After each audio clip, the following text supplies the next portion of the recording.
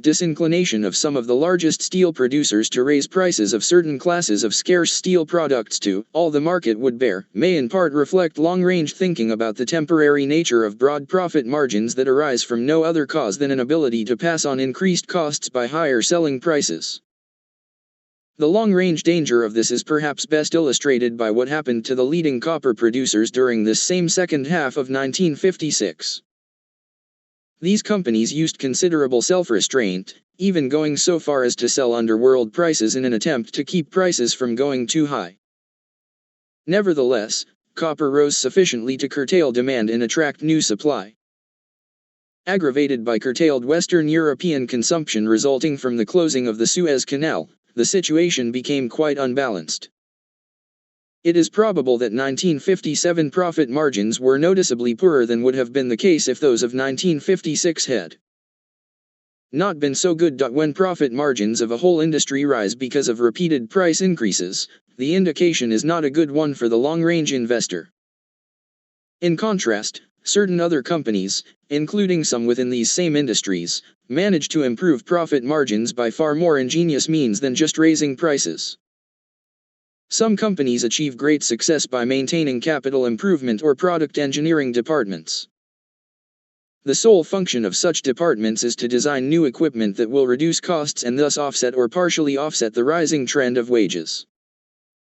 Many companies are constantly reviewing procedures and methods to see where economies can be brought about. The accounting function and the handling of records has been a particularly fertile field for this sort of activity. So has the transportation field. Shipping costs have risen more than most expenses because of the larger percentage of labor costs in most forms of transportation as compared to most types of manufacturing. Using new types of containers, heretofore unused methods of transportation, or even putting in branch plants to avoid cross-hauling have all cut costs for alert companies. None of these things can be brought about in a day. They all require close study and considerable planning ahead. The prospective investor should give attention to the amount of ingenuity of the work being done on new ideas for cutting costs and improving profit margins. Here the scuttlebutt method may prove of some value, but much less so than direct inquiry from company personnel. Fortunately, this is a field about which most top executives will talk in some detail. The companies which are doing the most successful work along this line are very likely to be the ones which have built up the organization with the know-how to continue to do constructive things in the future. They are extremely likely to be in the group offering the greatest long-range rewards to their shareholders. 7. Does the company have outstanding labor and personnel relations? Most investors may not fully appreciate the profits from good labor relations. Few of them fail to recognize the impact of bad labor relations. The effect on production of frequent and prolonged strikes is obvious to anyone making even the most cursory review of corporate financial statements. However, the difference in the degree of profitability between a company with good personnel relations and one with mediocre personnel relations is far greater than the direct cost of strikes. If workers feel that they are fairly treated by their employer, a background has been laid wherein efficient leadership can accomplish much in increasing productivity per worker. Furthermore, there is always considerable cost in training each new worker. Those companies with an abnormal labor turnover have therefore an element of unnecessary expense avoided by better managed enterprises. But how does the investor properly judge the quality of a company's labor and personnel relations? There is no simple answer. There is no set yardstick that will apply in all cases. About the best that can be done is to look at a number of factors and then judge from the composite picture. In this day of widespread unionization, those companies that still have no union or a company union probably also have well above average labor and personnel relations. If they did not, the unions would have organized them long ago. The investor can feel rather sure, for example, that Motorola, located in highly unionized Chicago, and Texas Instruments, Inc., in increasingly unionized Dallas, have convinced at least an important part of their workforce of the company's genuine desire and ability to treat its employees well. Lack of affiliation with an international union can only be explained by successful personnel policies in instances of this sort. On the other hand, unionization is by no means a sign of poor labor relations. Some of the companies with the very best labor relations are completely unionized, but have learned to get along with their unions with a reasonable degree of mutual respect and trust. Similarly, while a record of constant and prolonged strikes is a good indication of bad labor relations, the complete absence of strikes is not necessarily a sign of fundamentally good relations. Sometimes the company with no strikes is too much like the henpecked husband. Absence of conflict may not mean a basically happy relationship so much as fear of the consequences of conflict. Why do workers feel unusually loyal to one employer and resentful of another? The reasons are often so complex and difficult to trace that for the most part the investor may do better to concern himself with comparative data showing how workers feel, rather than with an attempt to appraise each part of the background causing them to feel. What to buy? That way. One series of figures that indicates the underlying quality of labor and personnel policies is the relative labor turnover in one company as against another in the same area. Equally significant is the relative size of the waiting list of job applicants wanting to work for one company as against others in the same locality. In an area where there is no labor surplus, companies having an abnormally long list of personnel seeking to enter their employ are usually companies that are desirable for investment from the standpoint of good labor and personnel relations. Nevertheless, beyond these general figures there are a few specific details the investor might notice. Companies with good labor relations usually are ones making every effort to settle grievances quickly. The small individual grievances that take long to settle and are not considered important by management are ones that smolder and finally flare up seriously. In addition to appraising the methods set up for settling grievances, the investor might also pay close attention to wage scales. The company that makes above-average profits while paying above-average wages for the area in which it is located is likely to have good labor relations. The investor who buys into a situation in which a significant part of earnings comes from paying below standard wages for the area involved may in time have serious trouble on his hands. Finally, the investor should be sensitive to the attitude of top management toward the rank-and-file employees. Underneath all the fine-sounding generalities, some managements have little feeling of responsibility for, or interest in, their ordinary workers. Their chief concern is that no greater share of their sales dollar go to lower echelon personnel than the pressure of militant unionism makes mandatory. Workers are readily hired or dismissed in large masses, dependent on slight changes in the company's sales outlook or profit picture. No feeling of responsibility exists for the hardships this can cause to the families affected. Nothing is done to make ordinary employees feel they are wanted, needed, and part of the business picture. Nothing is done to build up the dignity of the individual worker. Managements with this attitude do not usually provide the background for the most desirable type of investment. 8. Does the company have outstanding executive relations? If having good relations with lower echelon personnel is important, creating the right atmosphere among executive personnel is vital. These are the men whose judgment, ingenuity, and teamwork will in time make or break any venture. Because the stakes for which they play are high, the tension on the job is frequently great. So is the chance that friction or resentment might create conditions whereby top executive talent either does not stay with a company or does not produce to its maximum ability if it does stay. The company offering greatest investment opportunities will be one in which there is a good executive climate. Executives will have confidence in their president and/or board chairman. This means, among other things, that from the lowest levels on up there is a feeling that promotions are based on ability, not factionalism. A ruling family is not promoted over the heads of more able men. Salary adjustments are reviewed regularly so that executives feel that merited increases will come without having to be demanded. Salaries are at least in line with the standard of the industry and the locality. Management will bring outsiders into anything other than starting jobs only if there is no possibility of finding anyone within the organization who can be promoted to fill the position. Top management will recognize that wherever human beings work together, some degree of factionalism and human friction will occur, but will not tolerate those who do not cooperate in team play so that such friction and factionalism is kept to an irreducible minimum. Much of this the investor can usually learn without too much direct questioning by chatting about the company with a few executives scattered at different levels of responsibility. The further a corporation departs from these standards, the less likely it is to be a really outstanding investment. 9. Does the company have depth to its management? A small corporation can do extremely well and, if other factors are right, provide a magnificent investment for a number of years under really able one-man management.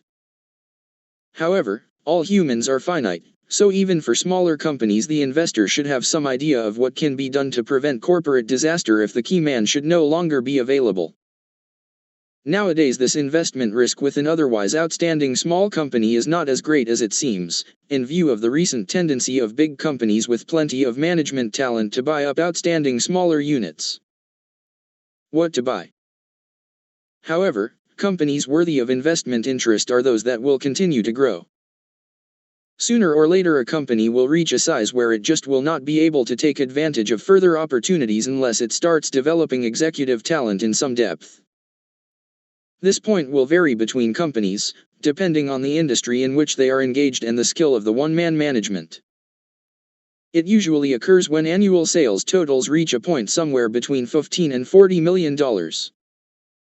Having the right executive climate, as discussed in point 8, becomes of major investment significance at this time. Those matters discussed in point 8 are, of course, needed for development of proper management in depth. But such management will not develop unless certain additional policies are in effect as well. Most important of these is the delegation of authority. If from the very top on down, each level of executives is not given real authority to carry out assigned duties in as ingenious and efficient a manner as each individual's ability will permit, good executive material becomes much like healthy young animals so caged in that they cannot exercise. They do not develop their faculties because they just do not have enough opportunity to use them. Those organizations where the top brass personally interfere with and try to handle routine day-to-day operating matters seldom turn out to be the most attractive type of investments. Cutting across the lines of authority which they themselves have set up frequently results in well-meaning executives significantly detracting from the investment caliber of the companies they run. No matter how able one or two bosses may be in handling all this detail, once a corporation reaches a certain size executives of this type will get in trouble on two fronts. Too much detail will have arisen for them to handle.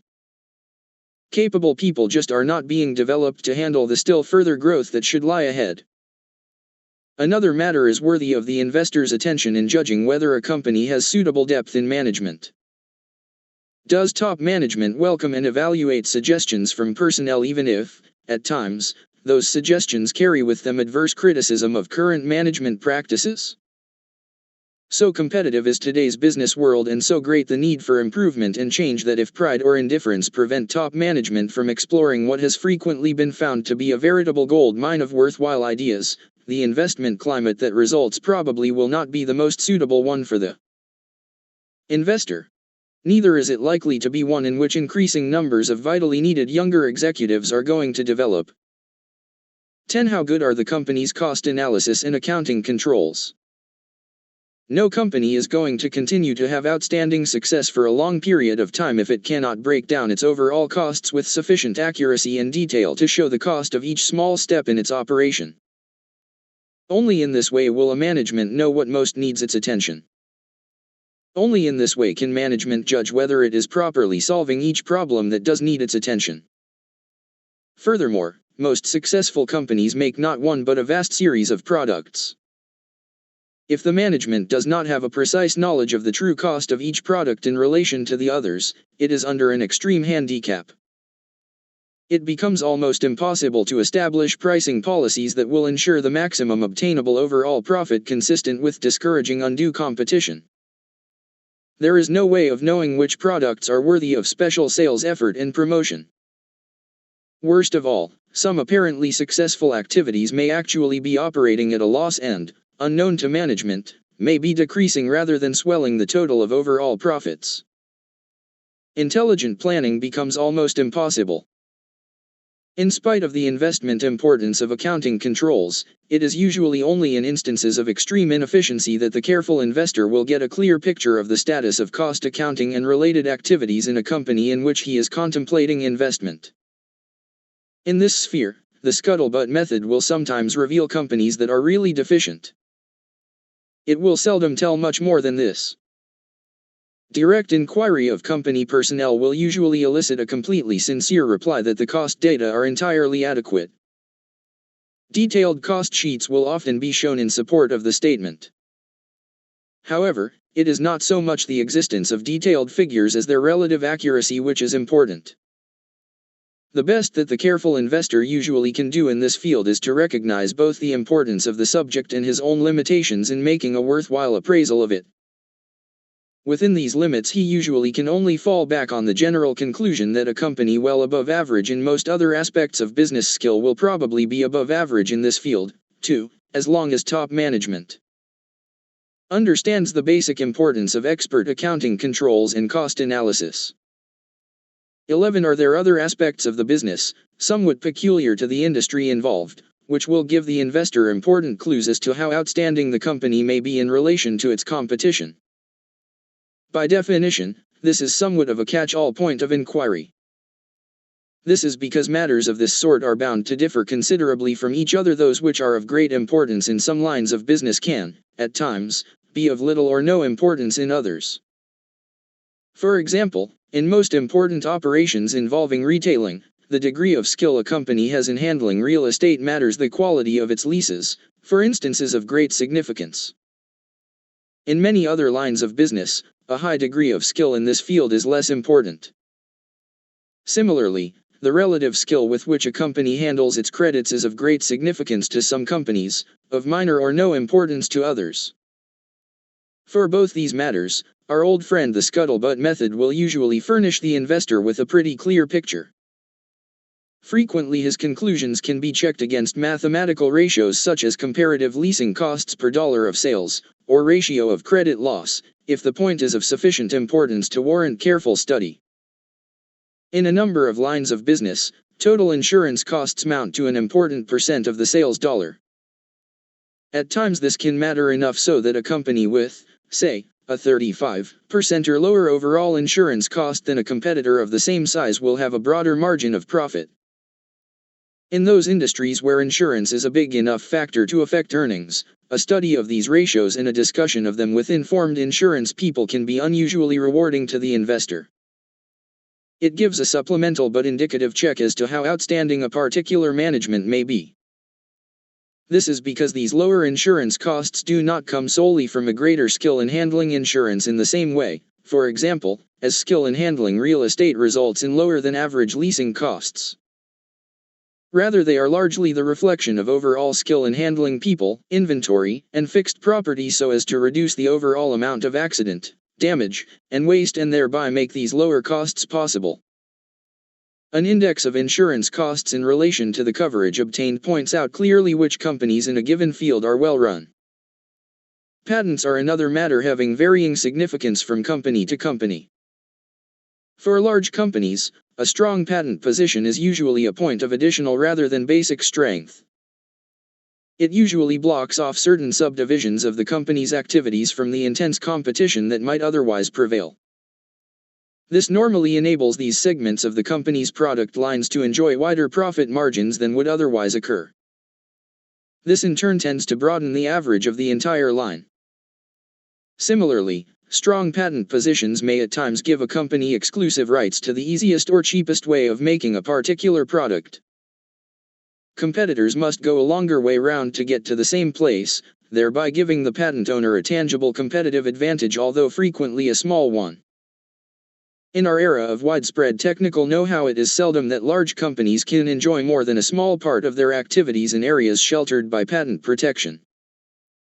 Patents are usually able to block off only a few rather than all the ways of accomplishing the same result.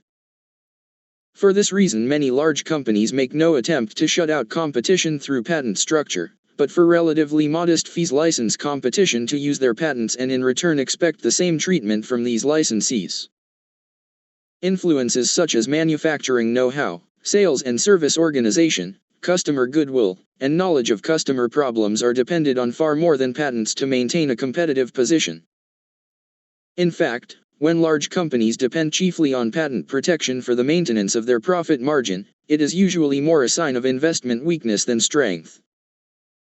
Patents do not run on indefinitely. When the patent protection is no longer there, the company's profit may suffer badly. The young company just starting to develop its production, sales, and service organization, and in the early stages of establishing customer goodwill is in a very different position. Without patents, its products might be copied by large entrenched enterprises which could use their established channels of customer relationship to put the small young competitor out of business. For small companies in the early years of marketing unique products or services, the investor should therefore closely scrutinize the patent position. He should get information from qualified sources as to how broad the protection actually may be. It is one thing to get a patent on a device. It may be quite another to get protection that will prevent others from making it in a slightly different way. Even here, however, engineering that is constantly improving the product can prove considerably more advantageous than mere static patent protection. For example, a few years ago, when it was a much smaller organization than as of today, a young West Coast electronic manufacturer had great success with a new product. One of the giants of the industry made what was described to me as a Chinese copy and marketed it under its well-known trade name. In the opinion of the young company's designer, this large competitor managed to engineer all the small company's engineering mistakes into the model along with the good points. The large company's model came out at just the time the small manufacturer introduced its own improved model with the weak points eliminated. With a product that was not selling, the large company withdrew from the field.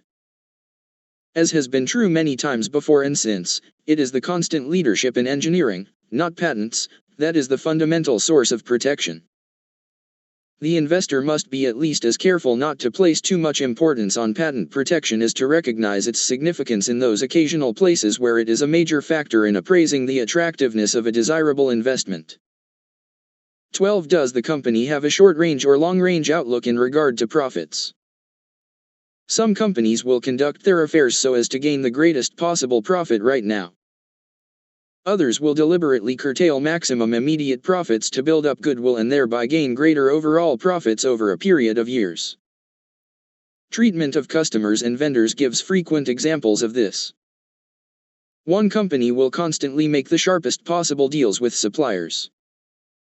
Another will at times pay above contract price to a vendor who has had unexpected expense in making delivery, because it wants to be sure of having a dependable source of needed raw materials or high-quality components available when the market has turned and supplies may be desperately needed. The difference in treatment of customers is equally noticeable. The company that will go to special trouble and expense to take care of the needs of a regular customer caught in an unexpected jam may show lower profits on the particular transaction, but far greater profits over the years. The scuttlebutt method usually reflects these differences in policies quite clearly. The investor wanting maximum results should favor companies with a truly long-range outlook concerning profits. 13. In the foreseeable future, will the growth of the company require sufficient equity financing so that the larger number of shares then outstanding will largely cancel the existing stockholders' benefit from this anticipated growth? The typical book on investment devotes so much space to a discussion on the corporation's cash position, corporate structure, percentage of capitalization in various classes of securities, etc., that it may well be asked why these purely financial aspects should not be given more than the amount of space devoted to this one point out of a total of 15. The reason is that it is the basic contention of this book that the intelligent investor should not buy common stocks simply because they are cheap, but only if they give promise of major gain to him. Only a small percentage of all companies can qualify with a high rating for all or nearly all of the other 14 points listed in this discussion. Any company which can so qualify could easily borrow money, at prevailing rates for its size company, up to the accepted top percentage of debt for that kind of business. If such a company needed more cash once this top debt limit has been reached, always assuming of course that it qualifies at or near the top in regard to further sales growth, profit margins, management, research, and the various other points we are now considering, it could still raise equity money at some price, since investors are always eager to participate in ventures of this sort. Therefore, if investment is limited to outstanding situations, what really matters is whether the company's cash plus further borrowing ability is sufficient to take care of the capital needed to exploit the prospects of the next several years. If it is, and if the company is willing to borrow to the limit of prudence, the common stock investor need have no concern as to the more distant future. If the investor has properly appraised the situation, any equity financing that might be done some years ahead will be at prices so much higher than present levels that he need not be concerned. This is because the near-term financing will have produced enough increase in earnings, by the time still further financing is needed some years hence, to have brought the stock to a substantially higher price level. What to buy? If this borrowing power is not now sufficient, however, equity financing becomes necessary. In this case, the attractiveness of the investment depends on careful calculations as to how much the dilution resulting from the greater number of shares to be outstanding will cut into the benefits to the present common stockholder that will result from the increased earnings this financing makes possible. This equity dilution is just as mathematically calculable when the dilution occurs through the issuance of senior securities with conversion features as when it occurs through the issuance of straight common stock. This is because such conversion features are usually exercisable at some moderate level above the market price at the time of issuance, usually from 10 to 20%. Since the investor should never be interested in small gains of 10 to 20%, but rather in gains which over a period of years will be closer to 10 or 100 times this amount, the conversion price can usually be ignored and the dilution calculated upon the basis of complete conversion of the new senior issue. In other words, it is well to consider that all senior convertible issues have been converted and that all warrants, options, etc., have been exercised when calculating the real number of common shares outstanding.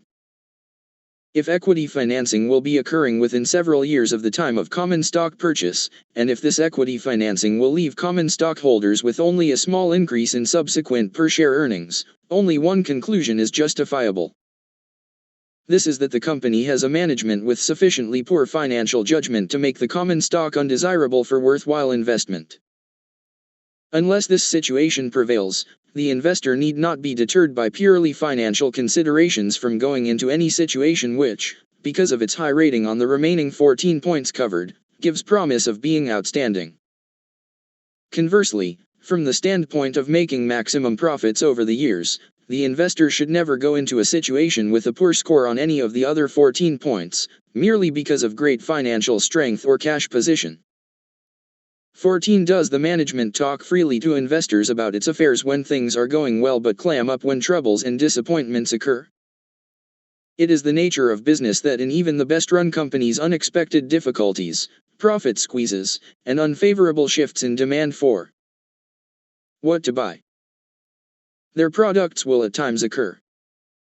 Furthermore, the companies into which the investor should be buying if greatest gains are to occur are companies which over the years will constantly, through the efforts of technical research, be trying to produce and sell new products and new processes. By the law of averages, some of these are bound to be costly failures. Others will have unexpected delays and heartbreaking expenses during the early period of plant shakedown. For months on end, such extra and unbudgeted costs will spoil the most carefully laid profit forecasts for the business as a whole. Such disappointments are an inevitable part of even the most successful business. If met forthrightly and with good judgment, they are merely one of the costs of eventual success. They are frequently a sign of strength rather than weakness in a company. How a management reacts to such matters can be a valuable clue to the investor. The management that does not report as freely when things are going badly as when they are going well usually clams up in this way for one of several rather significant reasons. It may not have a program worked out to solve the unanticipated difficulty. It may have become panicky. It may not have an adequate sense of responsibility to its stockholders, seeing no reason why it should report more than what may seem expedient at the moment. In any event, the investor will do well to exclude from investment any company that withholds or tries to hide bad news. 15. Does the company have a management of unquestionable integrity? The management of a company is always far closer to its assets than is the stockholder. Without breaking any laws, the number of ways in which those in control can benefit themselves and their families at the expense of the ordinary stockholder is almost infinite. One way is to put themselves, to say nothing of their relatives or in-laws, on the payroll at salaries far above the normal worth of the work performed. Another is to own properties they sell or rent to the corporation at above market rates. Among smaller corporations this is sometimes hard to detect, since controlling families or key officers at times buy and lease real estate to such companies, not for purposes of unfair gain but in a sincere desire to free limited working capital for other corporate purposes. Another method for insiders to enrich themselves is to get the corporation's vendors to sell through certain brokerage firms which perform little if any service for the brokerage commissions involved but which are owned by these same insiders and relatives or friends. Probably most costly of all to the investor is the abuse by insiders of their power of issuing common stock options. They can pervert this legitimate method of compensating able management by issuing to themselves amounts of stock far beyond what an unbiased outsider might judge to represent a fair reward for services performed. There is only one real protection against abuses like these. This is to confine investments to companies the managements of which have a highly developed sense of trusteeship and moral responsibility to their stockholders. This is a point concerning which the scuttlebutt method can be very helpful. Any investment may still be considered interesting if it falls down in regard to almost any other one of the 15 points which have now been covered, but rates an unusually high score in regard to all the rest. Regardless of how high the rating may be in all other matters, however, if there is a serious question of the lack of a strong management sense of trusteeship for stockholders, the investor should never seriously consider participating in such an enterprise. 4. What to buy. Applying this to your own needs. The average investor is not a specialist in the field of investment. If a man, he usually gives but a tiny fraction of the time or mental effort to handling his investments that he devotes to his own work. If a woman, the time and effort given to investments is equally small compared to that devoted to her normal duties. The result is that the typical investor has usually gathered a good deal of the half-truths, misconceptions, and just plain bunk that the general public has gradually accumulated about successful investing. One of the most widespread and least accurate of such ideas is the popular conception of what traits are needed to be an investment wizard. If a public opinion poll were taken on this subject, I suspect John Q. Public's composite picture of such an expert would be an introverted, bookish individual with an accounting-type mind. This scholastic-like investment expert would sit all day in undisturbed isolation poring over vast quantities of balance sheets, corporate earning statements, and trade statistics. From these, his superior intellect and deep understanding of figures would glean information not available to the ordinary mortal. This type of cloistered study would yield invaluable knowledge about the location of magnificent investments. Like so many other widespread misconceptions, this mental picture has just enough accuracy to make it highly dangerous for anyone wanting to get the greatest long-range benefit from common stocks. As already pointed out in the discussion of the 15 points to be considered if a major investment winner is to be selected by any means other than pure luck, a few of these matters are largely determined by cloistered mathematical calculation. Furthermore, as mentioned near the beginning of this book, there is more than one method by which an investor, if sufficiently skilled, can over the years make some money, occasionally even really worthwhile money, through investment. The purpose of this book is not to point out every way such money can be made. Rather, it is to point out the best way. By the best way is meant the greatest total profit for the least risk. The type of accounting statistical activity which the general public seems to visualize as the heart of successful investing will, if enough effort be given it, turn up some apparent bargains. Some of these may be real bargains. In the case of others there may be such acute business troubles lying ahead, yet not discernible from a purely statistical study, that instead of being bargains they are actually selling at prices which in a few years will have proven to be very high. Meanwhile, in the case of even the genuine bargain, the degree by which it is undervalued is usually somewhat limited. The time it takes to get adjusted to its true value is frequently considerable.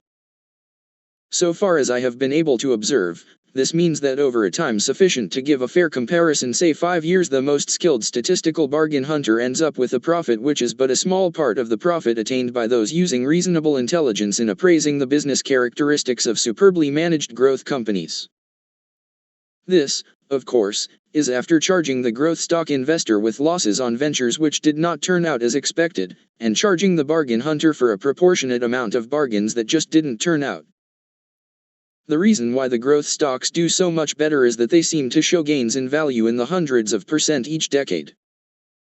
In contrast, it is an unusual bargain that is as much as 50% or undervalued. The cumulative effect of this simple arithmetic should be obvious. At this point, the potential investor may have to start revising his ideas about the amount of time needed to locate the right investments for his purpose, to say nothing of the characteristics he must have if he is to find them. Perhaps he looked forward to spending a few hours each week in the comfort of his home, studying scads of written material which he felt would unlock the door to worthwhile profits. He just does not have the time to seek out, cultivate, and talk with all the various people it might be wise to contact if he wants to handle his common stock investments to his optimum benefit. Perhaps he does have the time. He still may not have the inclination and personality to seek out and chat with a group of people, most of whom he previously had not known very well if at all.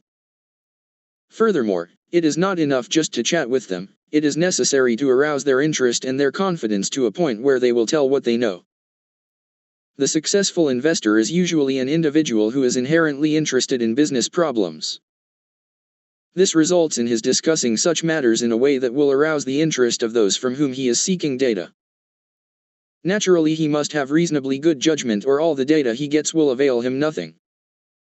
An investor may have the time, inclination, and judgment but still be blocked from getting maximum results in the handling of his common stocks. The matter of geography is also a factor. An investor, for example, living in or near Detroit would have opportunities for learning about automotive accessory and parts companies that would not be available to one equally diligent or able in Oregon.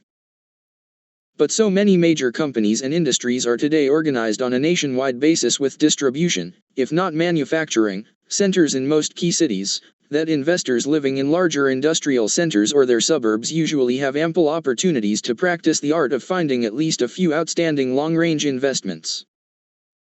This unfortunately is not equally true for those living in rural areas remote from such centers. However, the rural investor or the overwhelming majority of other investors who may not have the time, inclination, or ability to uncover outstanding investments for themselves are by no means barred from making such investments because of this. Actually, the investor's work is so specialized and so intricate that there is no more reason why an individual should handle his own investments than that he should be his own lawyer, doctor, architect, or automobile mechanic. He should perform these functions if he has special interest in and skill at the particular field. Otherwise, he definitely should go to an expert. What is important is that he know enough of the principles involved so that he can pick a real expert rather than a hack or a charlatan. In some ways, it is easier for a careful layman to pick an outstanding investment advisor than, say, a comparably superior doctor or lawyer. In other ways, it is much harder. It is harder because the investment field has developed much more recently than most comparable specialties. As a result, mass ideas have not yet crystallized to the point where there is an accepted line of demarcation between true knowledge and mumbo-jumbo. There are not as yet the barriers to weed out the ignorant and the incompetent in the financial field that exist, for example, in the fields of law or medicine. Even among some of the so-called authorities on investment, there is still enough lack of agreement on the basic principles involved that it is as yet impossible to have schools for training investment experts comparable to the recognized schools for teaching law or medicine.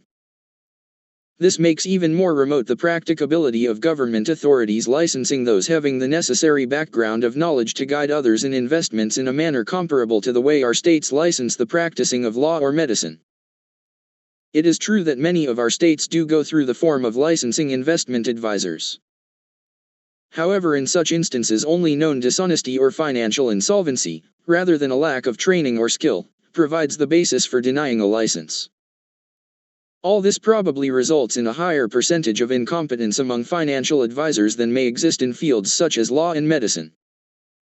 However, there are compensating factors that can enable an individual with no personal expertness in investments to pick a capable financial advisor more easily than a comparably outstanding doctor or lawyer. Finding out which physician had lost the smallest percentage of his practice through deaths would not be a good way to pick a superb doctor. Neither would a corresponding box score of cases won and lost show the relative skill of attorneys. Fortunately, most medical treatments are not matters of immediate life or death, and a good lawyer will frequently avoid going into litigation at all. In the investment advisor's case it is quite different, however. There is a scoreboard that, after enough time has elapsed, should pretty much reflect that advisor's investment skill. In occasional cases it may take as much as 5 years for investments to demonstrate their real merit. Usually it does not take that long. It would normally be foolhardy for anyone to entrust his savings to the skill of a so-called advisor who, working either for himself or others, had less than 5 years' experience. Therefore, in the case of investments, there is no reason why those trying to pick a professional advisor should not demand to see a fair cross-section of results obtained for others. Those results, compared to a record of security prices for the same period of time, give a real clue to the advisor's ability. 2 more steps are then necessary before an investor should make final determination of the individual or organization to which he will delegate the important responsibility for his funds. One is the obvious step of being certain of that advisor's complete and unquestioned honesty. The other step is more complex. A financial advisor may have obtained far above average results during a period of falling prices not because of skill but because he always keeps a large part of the funds he manages in, let us say, high-grade bonds. At another time, after a long period of rising prices, another advisor may have obtained above-average results because of a tendency to go into risky, marginal companies. As explained in the discussion of profit margins, such companies usually do well only in such a period and subsequently do rather poorly. Still, a third advisor might do well in both such periods because of a tendency to try to guess what the security markets are going to do. This can produce magnificent results for a while, but is almost impossible to continue indefinitely. Before selecting an advisor, an investor should learn from that advisor the nature of his basic concept of financial management. He should then only accept an advisor with concepts fundamentally the same as the investor's own. Naturally, I believe that the concepts expressed in this book are those which fundamentally should govern. Many, reared in the old-time financial atmosphere of, buy them when they are cheap and sell them when they are high, would strongly disagree with this conclusion. Assuming an investor desires the type of huge, long-range gain which I believe should be the objective of nearly all common stock purchases, there is one matter which he must decide for himself, whether he uses an investment advisor or handles his own affairs. It is a decision which must be made because the type of stocks which qualify most satisfactorily under the previously discussed 15 points can vary considerably among themselves in their investment characteristics. At one end of the scale are large companies which, in spite of outstanding prospects of major further growth, are so financially strong, with roots going so deep into the economic soil, that they qualify under the general classification of institutional stocks. This means that insurance companies, professional trustees, and similar institutional buyers will buy them. They will do so because they feel that, while they may misjudge market prices and could lose a part of their original investment should they be forced to sell such stocks at a time of lower quotations, they are avoiding the greater danger of loss they could suffer if they bought into a company that subsequently fell from its present competitive position. The Dow Chemical Company, DuPont, and International Business Machines are good examples of this type of growth stock. In Chapter 1 I mentioned the totally insignificant return available from high-grade bonds during the 10-year period 1946 to 1956. At the close of this period, each of these 3 stocks, Dow, DuPont, and IBM, had a value approximately 5 times what it sold for at the beginning of the period. Nor during these 10 years did their holders suffer from the standpoint of current income. Dow, for example, is almost notorious for the low rate of return it customarily pays on current market price. Yet the investor who bought Dow at the start of this period would at the end of it be doing well from the standpoint of current income. Although Dow at the time of purchase would only have provided a return of about 2.5%, just 10 years later it had increased dividends or split stock so many times that the investor would have been enjoying a dividend return of between 8 and 9% on the price of his investment 10 years earlier. More significantly, the 10-year period covered is not an unusual one for companies of the caliber of these three. Decade after decade, with only occasional interruptions from such one-time influences as the great 1929 to 1932 bear market or World War II, these stocks have given almost fabulous performance. At the other end of the scale, also of extreme interest for the right sort of long-range investment, are small and frequently young companies which may only have total sales of from $1 to $6 or $7 million per annum, but which also have products that might bring a sensational future. To qualify under the 15 points already described, such companies will usually have a combination of outstanding business management and equally capable scientific personnel who are pioneering in a new or economically promising field. The Ampex Corporation at the time the stock was first offered to the public in 1953 might serve as a good example of this type of company. Within 4 years the value of this stock had increased over 7-fold. What to buy? Between these two extremes lie a host of other promising growth companies varying all the way from those as young and risky as was Ampex in 1953 to those as strong and well entrenched as are Dow, DuPont, and IBM today. Assuming it is time to buy at all, which type should the investor buy? The young growth stock offers by far the greatest possibility of gain. Sometimes this can mount up to several thousand% in a decade. But making at least an occasional investment mistake is inevitable even for the most skilled investor. It should never be forgotten that if such a mistake is made in this type of common stock, every dollar put into the investment can be lost.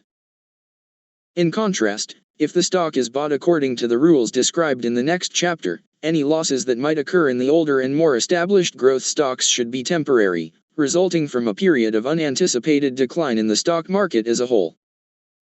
The long-range gain in value of this class of big company growth stock will, over the years, be considerably less than that of the small and usually younger enterprise. Nevertheless, it will mount to thoroughly worthwhile totals.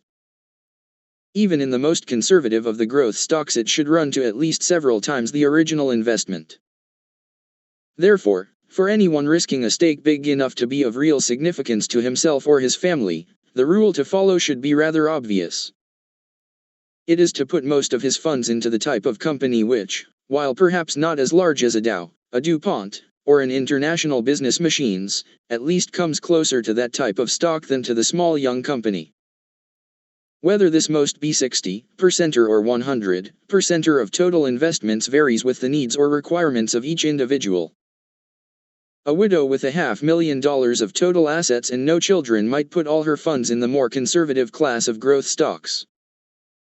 Another widow with $1 million to invest and 3 children for whom she would like to increase her assets to a degree that would not, however, jeopardize her scale of living might well put up to 15% of her assets in carefully selected small young companies.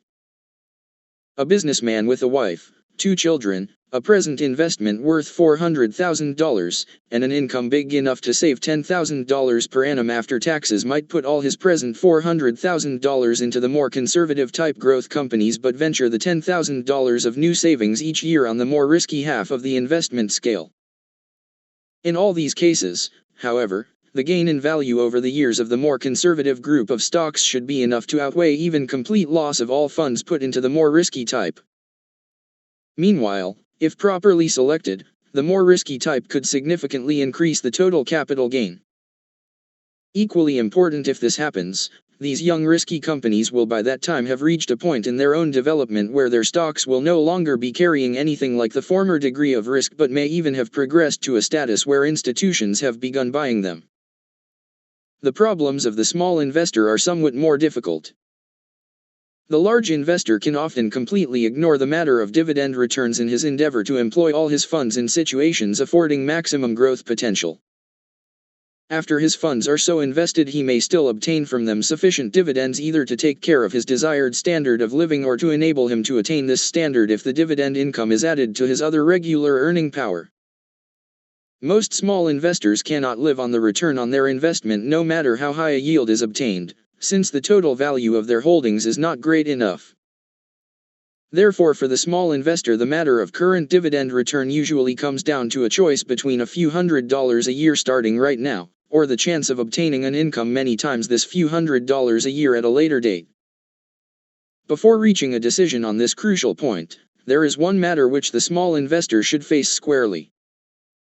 This is that the only funds he should consider using for common stock investment are funds that are truly surplus. This does not mean using all funds that remain over and above what he needs for everyday living expense. Except in the most unusual circumstances, he should have a backlog of several $1,000s, sufficient to take care of illnesses or other unexpected contingencies, before attempting to buy anything with as much intrinsic risk as a common stock. Similarly, funds already set aside for some specific future purpose, such as sending a child through college, should never be risked in the stock market. It is only after taking care of matters of this sort that he should consider common stock investment. The objective which the small investor then has for this surplus becomes somewhat a matter of personal choice and of his particular circumstances, including the size and nature of his other income. A young man or woman, or an older investor with children or other heirs of whom he or she is particularly fond, may be willing to sacrifice a dividend income of, say, $30 or $40 a month in order to obtain an income 10 times that size in 15 years. In contrast, an elderly person with no close heirs would naturally prefer a larger immediate income. Similarly, a person earning a relatively small income and with heavy financial obligations might have no choice but to provide for immediate needs. However, for the great majority of small investors, the decision on the importance of immediate income is one of personal choice. It probably is largely dependent on the psychology of each individual investor. My own purely personal view is that a small amount of additional income pales in comparison to an investment that in the years ahead could bring me a sizable income and, in time, might make my children really wealthy. Others may feel quite differently about this. It is to the large investor, and to the small investor who feels as I do on this subject and desires an intelligent approach to the principles that have made these kinds of results possible, that the procedures set forth in this book are presented. The success which any particular individual will have in applying these principles to his own investments will depend on two things. One is the degree of skill with which he applies them. The other is, of course, the matter of good fortune. In an age when an unforeseeable discovery might happen tomorrow in a research laboratory in no way connected with the company in which the investment has been made, and in an age when 5 years from now that unrelated research development could result in either tripling or cutting in half the profits of this investment, good fortune obviously can play a tremendous part so far as any one investment is concerned. This is why even the medium-sized investor has an advantage over those of very small means. This element of good or bad fortune will largely average out if several well-selected investments are chosen. However, for both large and small investors who prefer far greater income some years from now to maximum possible return today, it is well to remember that during the past 35 years numerous studies have been made by various financial authorities. These have compared the results obtained from the purchase of common stocks which afford a high dividend yield with those obtained from the purchase of low-yield stocks of companies that have concentrated on growth and the reinvestment of assets. As far as I know, every one of these studies has shown the same trend. The growth stocks, over a 5 or 10 year span, have proven spectacularly better so far as their increase in capital value is concerned. More surprising, in the same time span such stocks have usually so increased their dividends that, while still paying a low return in relation to the enhanced value at which they were by then selling, they were by this time paying a greater dividend return on the original investment than were the stocks selected for yield alone. In other words, the growth stocks had not only shown a marked superiority in the field of capital appreciation, but given a reasonable time, they had grown to a point where they showed superiority in the matter of dividend return as well. 5. When to buy. The preceding chapters attempted to show that the heart of successful investing is knowing how to find the minority of stocks that in the years ahead will have spectacular growth in their per-share earnings. Therefore, is there any reason to divert time or mental effort from the main issue? Does not the matter of when to buy become of relatively minor importance? Once the investor is sure he has definitely found an outstanding stock, isn't any time at all a good time to buy it? The answer to this depends somewhat on the investor's objective. It also depends on his temperament. Let us take an example. With the ease of hindsight, it can be made the most extreme example in modern financial history. This would be the purchase of several superbly selected enterprises in the summer of 1929, or just before the greatest stock market crash of American history. In time, such a purchase would have turned out well. But 25 years later it would provide a much smaller percentage gain than would have been the case if, having done the hardest part of the job in selecting his companies properly, an investor had made the small extra effort needed to understand a few simple principles about the timing of growth stocks. In other words, if the right stocks are bought and held long enough, they will always produce some profit. Usually they will produce a handsome profit. However, to produce close to the maximum profit, the kind of spectacular profit defined earlier, some consideration must be given to timing. The conventional method of timing when to buy stocks is, I believe, just as silly as it appears on the surface to be sensible. This method is to marshal a vast mass of economic data. From these data, conclusions are reached as to the near and medium-term course of general business. More sophisticated investors will usually form opinions about the future course of money rates as well as business activity. Then, if their forecasts for all these matters indicate no major worsening of background conditions, the conclusion is that the desired stock may be bought. It sometimes appears that dark clouds are forming on the horizon. Then those who use this generally accepted method will postpone or cancel purchases they otherwise would make. My objection to this approach is not that it is unreasonable in theory. It is that in the current state of human knowledge about the economics which deal with forecasting future business trends, it is impossible to apply this method in practice. The chances of being right are not good enough to warrant such methods being used as a basis for risking the investment of savings. This may not always be the case. It might not even be the case 5 or 10 years from now. At present, able men are attempting to harness electronic computers to establish input-output series of sufficient intricacy that perhaps at some future date it may be possible to know with a fair degree of precision what the coming business trends will be. When, if ever, such developments occur, the art of common stock investment may have to be radically revised. Until they occur, however, I believe that the economics which deal with forecasting business trends may be considered to be about as far along as was the science of chemistry during the days of alchemy in the Middle Ages. In chemistry then, as in business forecasting now, basic principles were just beginning to emerge from a mysterious mass of mumbo-jumbo. However, chemistry had not reached a point where such principles could be safely used as a basis for choosing a course of action. Occasionally, as in 1929, the economy gets so out of line that speculative enthusiasm for the future runs to unprecedented proportions. Even in our present state of economic ignorance, it is possible to make a pretty accurate guess as to what will occur. However, I doubt if the years when it is safe to do this have averaged much more than 1 out of 10. They may be even rarer in the future. The typical investor is so used to having economic forecasts made for him that he may start by trusting too strongly the dependability of such forecasts. If so, I suggest that he look over a file of the back issues of the Commercial and Financial Chronicle for any year he may choose since the end of World War II.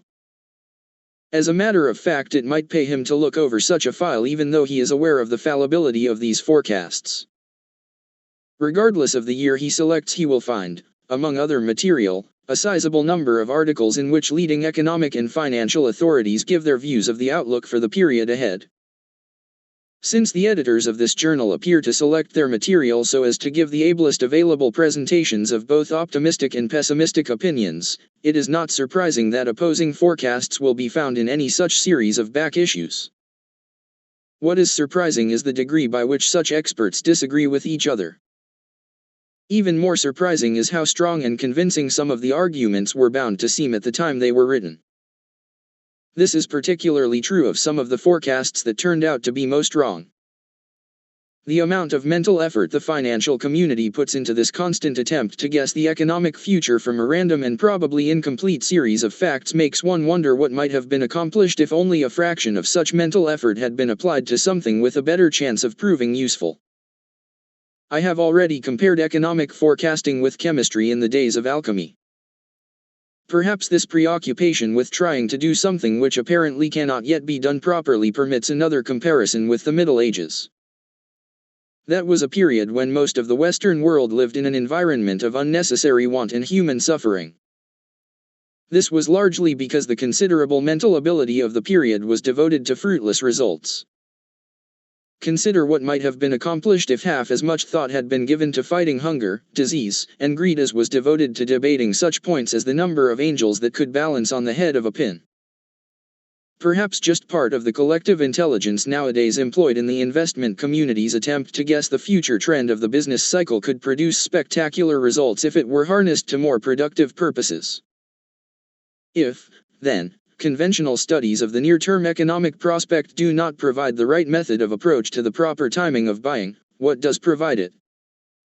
The answer lies in the very nature of growth stocks themselves. At the risk of being repetitious, let us review for a moment some of the basic characteristics of outstandingly desirable investments, as discussed in the preceding chapter. These companies are usually working, in one way or another, on the very frontiers of scientific technology.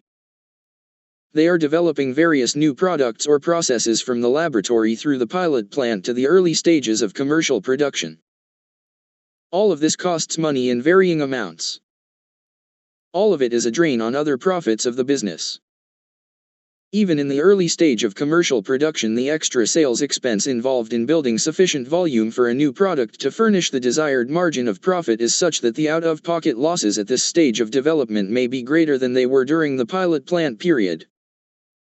From the standpoint of the investor, there are two aspects of all this that have particular significance. One of these is the impossibility of depending on any sure timetable in the development cycle of a new product. The other is that even for the most brilliantly managed enterprises, a percentage of failures is part of the cost of doing business. In a sport, such as baseball, even the most outstanding league champions will have dropped some percentage of their scheduled games. The point in the development of a new process that is perhaps worth the closest scrutiny from the standpoint of timing the buying of common stocks is that at which the first full-scale commercial plant is about to begin production.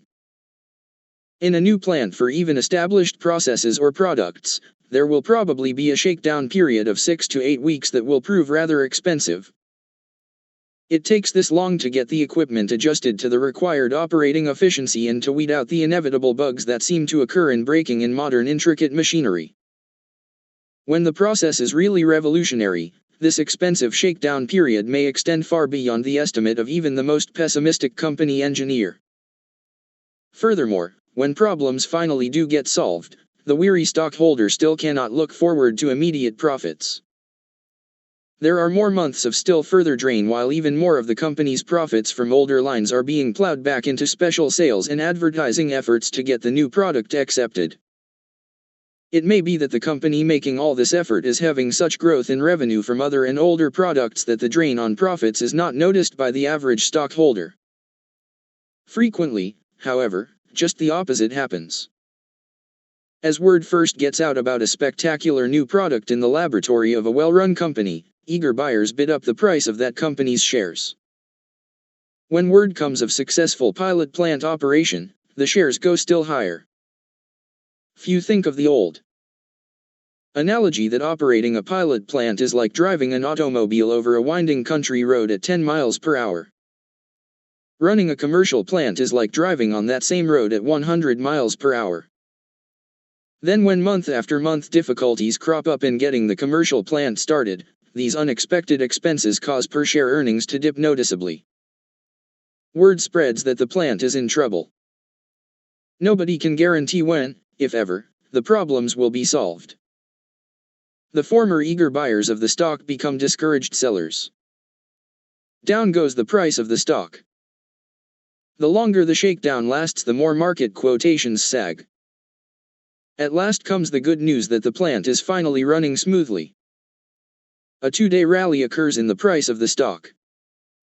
However, in the following quarter, when special sales expenses have caused a still further sag in net income, the stock falls to the lowest price in years. Word passes all through the financial community that the management has blundered. At this point, the stock might well prove a sensational buy. Once the extra sales effort has produced enough volume to make the first production scale plant pay, normal sales effort is frequently enough to continue the upward movement of the sales curve for many years. Since the same techniques are used, the placing in operation of a second, third, fourth, and fifth plant can nearly always be done without the delays and special expenses that occurred during the prolonged shakedown period of the first plant. By the time plant number 5 is running at capacity, the company has grown so big and prosperous that the whole cycle can be repeated on another brand new product without the same drain on earnings percentage-wise or the same downward effect on the price of the company's shares. The investor has acquired at the right time an investment which can grow for him for many years. In the original edition, I then used the following words to describe an example of this type of opportunity. I used an example that was still fairly recent at that time. I said, immediately prior to the 1954 congressional elections, certain investment funds took advantage of this type of situation. For several years before this time, American cyanamide shares had sold in the market at a considerably lower price-earnings ratio than most of the other major chemical companies. I believe this was because the general feeling in the financial community was that, while the Lederle division represented one of the world's most outstanding pharmaceutical organizations, the relatively larger industrial and agricultural chemical activities constituted a hodgepodge of expensive and inefficient plants flung together in the typical stock market merger period of the booming 1920s. These properties were generally considered anything but a desirable investment. Largely unnoticed was the fact that a new management was steadily but without fanfare cutting production costs, eliminating deadwood, and streamlining the organization. What was noticed was that this company was making a huge bet, making a major capital expenditure, for a company its size, in a giant new organic chemical plant at Fort Erie, Louisiana. So much complex engineering was designed into this plant that it should have surprised no one when the plant lagged many months behind schedule in reaching the break-even point. As the problems at Fort Erie continued, however, the situation added to the generally unfavorable light in which American cyanamide shares were then being regarded. At this stage, in the belief a buying point was at hand, the funds to which I have already referred acquired their holdings at an average price of 45 3/4. This would be 22 on the present shares as a result of a 2-for-L stock split which occurred in 1957. What has happened since? Sufficient time has elapsed for the company to begin getting the benefits of some of the management activities that were creating abnormal costs in 1954. Fort Erie is now profitable. Earnings have increased from $1.48 per common share in 1954 to $2.10 per share in 1956 and promise to be slightly higher in 1957, a year in which most chemical profits have run behind those of the year before. At least as important, Wall Street has come to realize that American cyanamide's industrial and agricultural chemical activities are worthy of institutional investment. As a result, the price-earnings ratio of these shares has changed noticeably. A 37% increase in earnings that has taken place in somewhat under 3 years has produced a gain in market value of approximately 85%. Since writing these words, the financial community's steady upgrading of the status of American cyanamide appears to have continued. With earnings for 1959 promising to top the previous all-time peak of $2.42 in 1957, the market price of these shares has steadily advanced. It now is about 60, representing a gain of about 70% in earning power and 163% in market value in the 5 years since the shares referred to in the first edition were acquired. When to buy? I would like to end the discussion of American cyanamide on this happy note. However, In the preface to this revised edition I stated I intended to make this revision an honest record and not the most favorable sounding record it might appear plausible to present. You may have noticed that in the original edition I referred to this 1954 purchase of cyanamide stock by certain funds. These funds are no longer retaining the shares, which were sold in the spring of 1959 at an average price of about 49. This was of course significantly below the current market but still represented a profit of about 1/10%. The size of the profit had nothing whatsoever to do with the decision to sell. There were two motives behind this decision. One was that the long-range outlook for another company appeared even better. You will find this discussed in the next chapter as one of the valid reasons for selling. While not enough time has yet passed to give conclusive proof one way or the other, so far comparative market quotations for both stocks appear to have warranted this move. However, there was a second motive behind this switch of investments which hindsight may prove to be less creditable. This was concern that in relation to the most outstanding of competitive companies, American Cyanamide's chemical business was not making as much progress in broadening profit margins and establishing profitable new lines as had been hoped. Concern over these factors was accentuated by uncertainty over the possible costs of the company's attempt to establish itself in the acrylic fiber business in the highly competitive textile industry. This reasoning may prove to be correct and still could turn out to have been the wrong investment decision, because of bright prospects in the Lederla, or pharmaceutical, division. These prospects have become more apparent since the shares were sold. The possibilities for a further sharp jump in Lederla earning power in the medium-term future center around 1, a new and quite promising antibiotic, and 2, in time a sizable market for an oral live polio vaccine, a field in which this company has been a leader. These developments make it problematic in a matter that only the future will decide as to whether this decision to dispose of cyanamide shares may not have been an investment mistake. Because studying possible mistakes can be even more rewarding than reviewing past successes, I am going to suggest, even at the risk of appearing presumptuous, that anyone seriously interested in bettering his investment technique mark these last several paragraphs and reread them after having read the coming chapter on when to sell. Now let me turn to the next and more recent example of this type of purchasing opportunity which I cited in the original edition. I said, a somewhat similar situation may be occurring in the second half of 1957 in the case of the Food Machinery and Chemical Corporation. A few large institutional buyers have liked these shares for some time. Many more, however, seem to feel that in spite of some elements of interest they want evidence concerning certain matters before acquiring shares. To understand this attitude it is necessary to go into some of the background. Prior to World War II, this company had confined its activities to a diversified line of machinery manufacture. As a result of brilliant management and equally brilliant developmental engineering, Food Machinery had become one of the spectacularly successful investments of the pre-war period. Then during the war, in addition to going into the related line of ordnance manufacture at which the company has been comparably successful, the company built up a diversified chemical business. Reason for this was a desire to stabilize the cyclical tendency of the machinery business through the manufacture of consumable products, sales of which over the years could be continuously expanded through research in much the same manner as had been so successfully exploited in the machinery and ordnance divisions. By 1952, 4 separate companies had been acquired and were converted into 4 divisions. Combined they represent slightly less than half the total sales volume if ordnance activities are included, slightly more than half if only the normal non-defense activities are considered. Before and in the early acquisition years, these chemical units varied enormously. One was a leader in a rapidly growing field with broad profit margins and excellent technical prestige in the industry. Another suffered from obsolete plant, low margins, and poor morale. The average of all left much to be desired in comparison with the real leaders among chemical companies.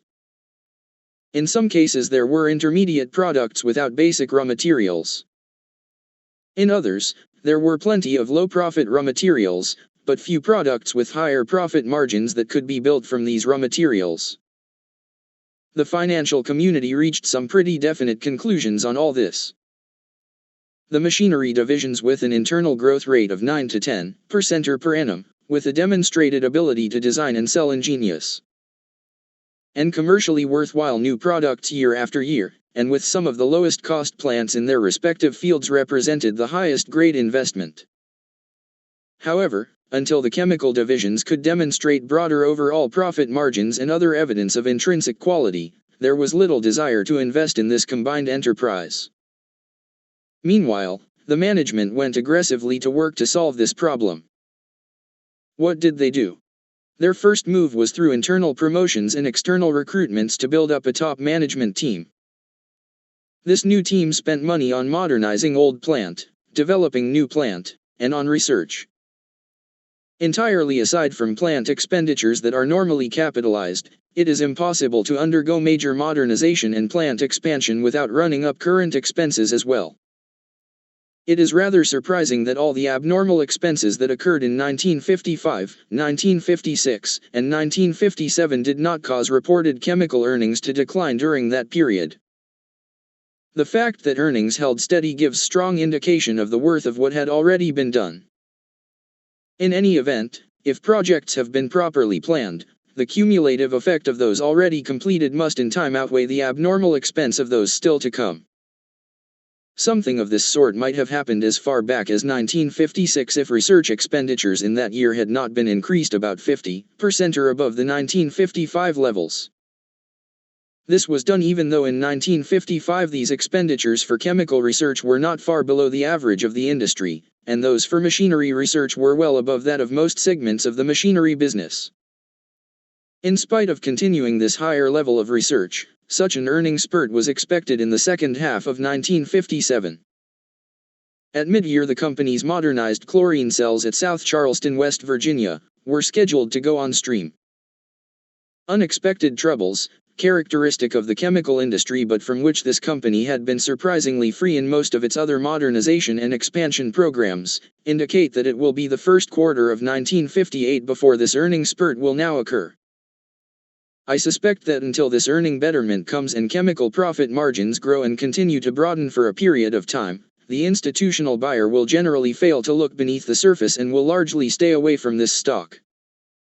If, as I suspect will happen, such a development manifests itself in 1958 and 1959, financial sentiment sometime in that period will come around to recognizing the basic improvement in fundamentals that started several years before. At that time the stock, which may then continue to grow for years, will be selling at a price that has advanced partly because of the improvement in per-share earnings that had already occurred but even more because of the changed price-earnings ratio that results from a general reappraisal of the company's intrinsic quality. I believe the record of the past 2 years emphatically validates these comments. Possibly the first general recognition of what had been happening beneath the surface came when in the depression-like year of 1958, a year when nearly all chemical and machinery companies showed a decided drop in earning power, Food Machinery reported profits at an all-time peak of $2.39 per share. This was moderately above the levels of the several preceding years when the general economy was at higher levels. It was a tip-off that the chemical divisions were at last being brought to a point where they could take their place along with the machinery end of the business as a highly desirable and not a marginal investment. While 1959 profits are not yet available as these words are written, the sharp gains in earning power reported for the first 9 months over the corresponding period of 1958 give further assurance that the long period of reorganizing the chemical divisions is bearing rich fruit.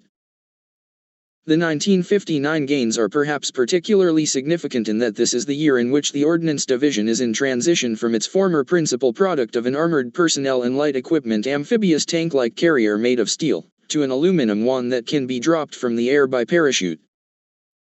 This means that 1959 was the one year in the recent past or foreseeable future in which ordnance activities made no significant contribution to total earning power. Yet an important new earning peak was attained. How is the market responding to all this? At the end of September 1957, when writing of the first edition was concluded, these shares were selling at 25 1/4. Today they are at 51, a gain of 102%.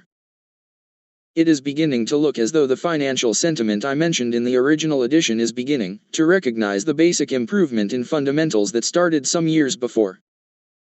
Other events are confirming this trend and may give further impetus to it. In 1959, the McGraw-Hill publications inaugurated a new custom. They decided each year to give an award for outstanding management achievement in the chemical industries. To determine the first winner. When to buy. Of this honor, they selected an unusually distinguished and informed panel of 10 members.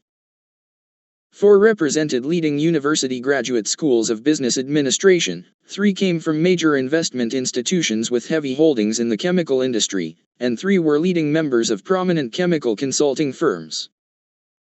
22 companies were nominated and 14 submitted presentations. This award for management accomplishment did not go to one or another of the giants of the industry, the managements of several of which, with very good reason, are highly respected in Wall Street. Instead, it went to the chemical divisions of the Food Machinery Corporation, which, 2 years before, had been regarded by most and is still regarded by many institutional stock buyers as a rather undesirable investment. Why is a matter of this sort of major importance to long-range investors? First, it gives strong assurance that, plus or minus the trend of general business activity, the earnings of such a company will grow for years to come. Informed chemical businessmen would not give this kind of award in the industry to a company that did not have the research departments to keep developing worthwhile new products and the chemical engineers to produce them profitably. Secondly, this type of award will leave its impression on the investment community. Nothing is more desirable for stockholders than the influence on share prices of an upward trend of earnings multiplied by a comparable upward trend in the way each dollar of such earnings is valued in the marketplace, as I mentioned in my concluding remarks about this company in the original edition. Other matters besides the introduction of new products and the problems of starting complex plants can also open up buying opportunities in the unusual company. For example, a Middle Western electronic company was, among other things, well known for its unusual and excellent labor relations. It grew to a point where size alone forced some change in its method of handling employees. An unfortunate interplay of personalities caused friction, slowed down strikes, and low productivity in an enterprise heretofore known for its good labor relations and high labor productivity. At just this time, the company made one of the very few mistakes it has made in judging the potential market for a new product. Earnings dropped precipitously, and so did the price of the shares. The unusually able and ingenious management made plans at once to correct this situation. While plans can be made in a matter of weeks, putting them into effect takes much longer. As results from these plans began coming through to earnings, the stock reached what might be called buying point A. However, it took about a year and a half before all the benefits could flow through to the profit statement.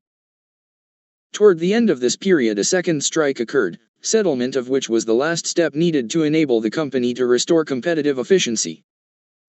This strike was not a long one. Nevertheless, while this short and relatively inexpensive strike was occurring, word went through the financial community that labor matters were going from bad to worse. In spite of heavy buying from officers of the company, the stock went lower. It did not stay lower for long. This proved to be another of the right sort of buying opportunities from the standpoint of timing, and might be called buying point B. Those who looked beneath the surface and saw what was really happening were able to buy, at bargain prices, a stock that may well grow for them for many years. Let us see just how profitable it might have been if an investor had bought at either buying point A or buying point B. I do not intend to use the lowest price which a table of monthly price ranges would show that this stock reached in either period. This is because only a few hundred shares changed hands at the extreme low point. If an investor had bought at the absolute lows, it would have been more a matter of luck than anything else.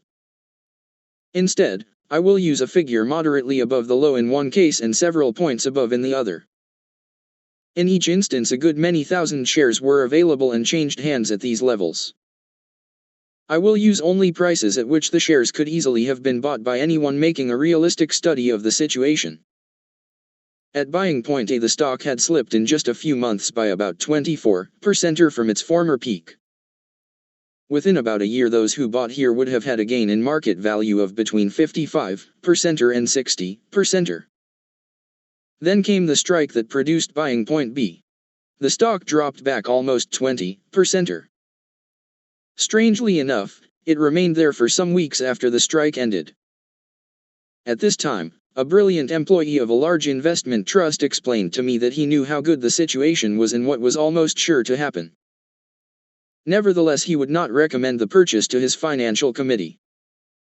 He said certain of the members were sure to check with Wall Street friends and not only turn down his recommendation, but rebuke him for bringing to their attention a company with a sloppy management and hopeless labor relations. When to buy? As I write this not so many months later, the stock has already risen 50% from buying point B. This means that it is now up over 90% from buying point A.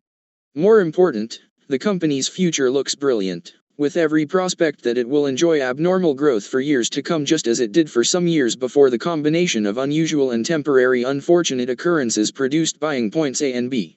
Those who bought at either time got into the right sort of company at the right sort of time.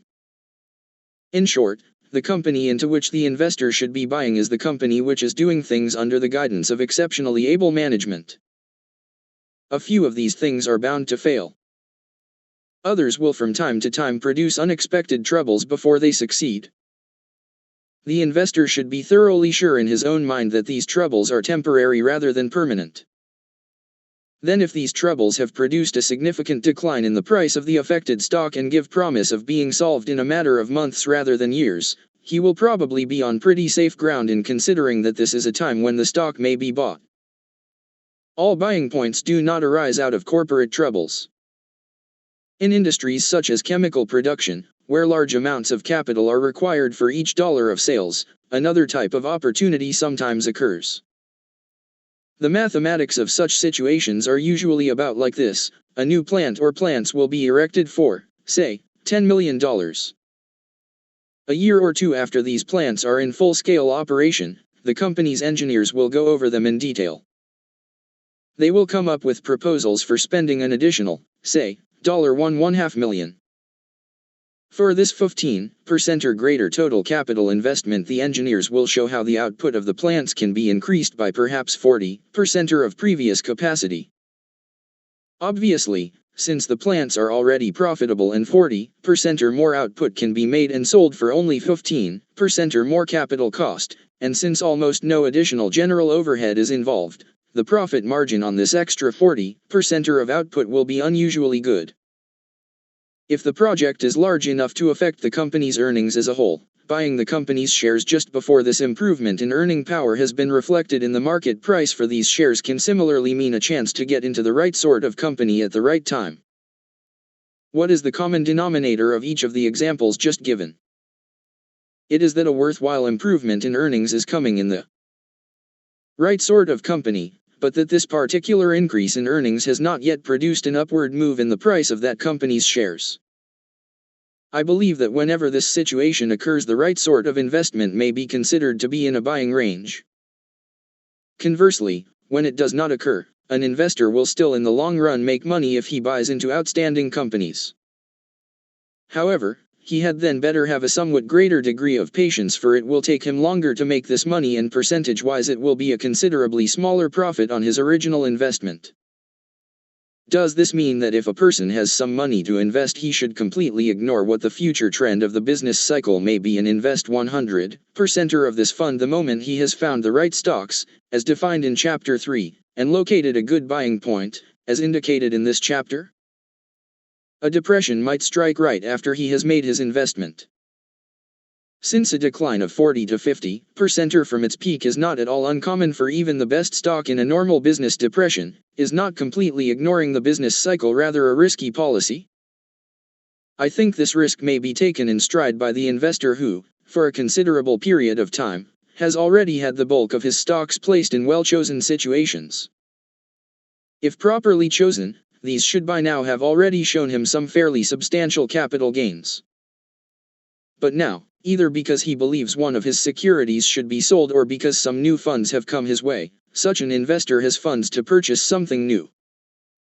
Unless it is one of those rare years when speculative buying is running riot in the stock market and major economic storm signals are virtually screaming their warnings, I believe this class of investors should ignore any guesses on the coming trend of general business or the stock market. Instead, he should invest the appropriate funds as soon as the suitable buying opportunity arises. In contrast to guessing which way general business or the stock market may go, he should be able to judge with only a small probability of error what the company into which he wants to buy is going to do in relation to business in general. Therefore, he starts off with two advantages. He is making his bet upon something which he knows to be the case, rather than upon something about which he is largely guessing. Furthermore, since by definition he is only buying into a situation which for one reason or another is about to have a worthwhile increase in its earning power in the near or medium-term future, he has a second element of support. Just as his stock would have risen more than the average stock when this new source of earning power became recognized in the marketplace if business had remained good, so if by bad fortune he has made his new purchase just prior to a general market break, this same new source of earnings should prevent these shares from declining quite as much as other stocks of the same general type.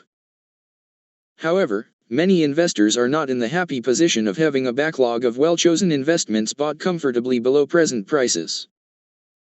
Perhaps this may be the first time they have funds to invest. Perhaps they may have a portfolio of bonds or relatively static non-growth stocks which at long last they desire to convert into shares that in the future will show them more worthwhile gains. If such investors get possession of new funds or develop a desire to convert to growth stocks after a prolonged period of prosperity and many years of rising stock prices, should they, too, ignore the hazards of a possible business depression? Such an investor would not be in a very happy position if, later on, he realized he had committed all or most of his assets near the top of a long rise or just prior to a major decline.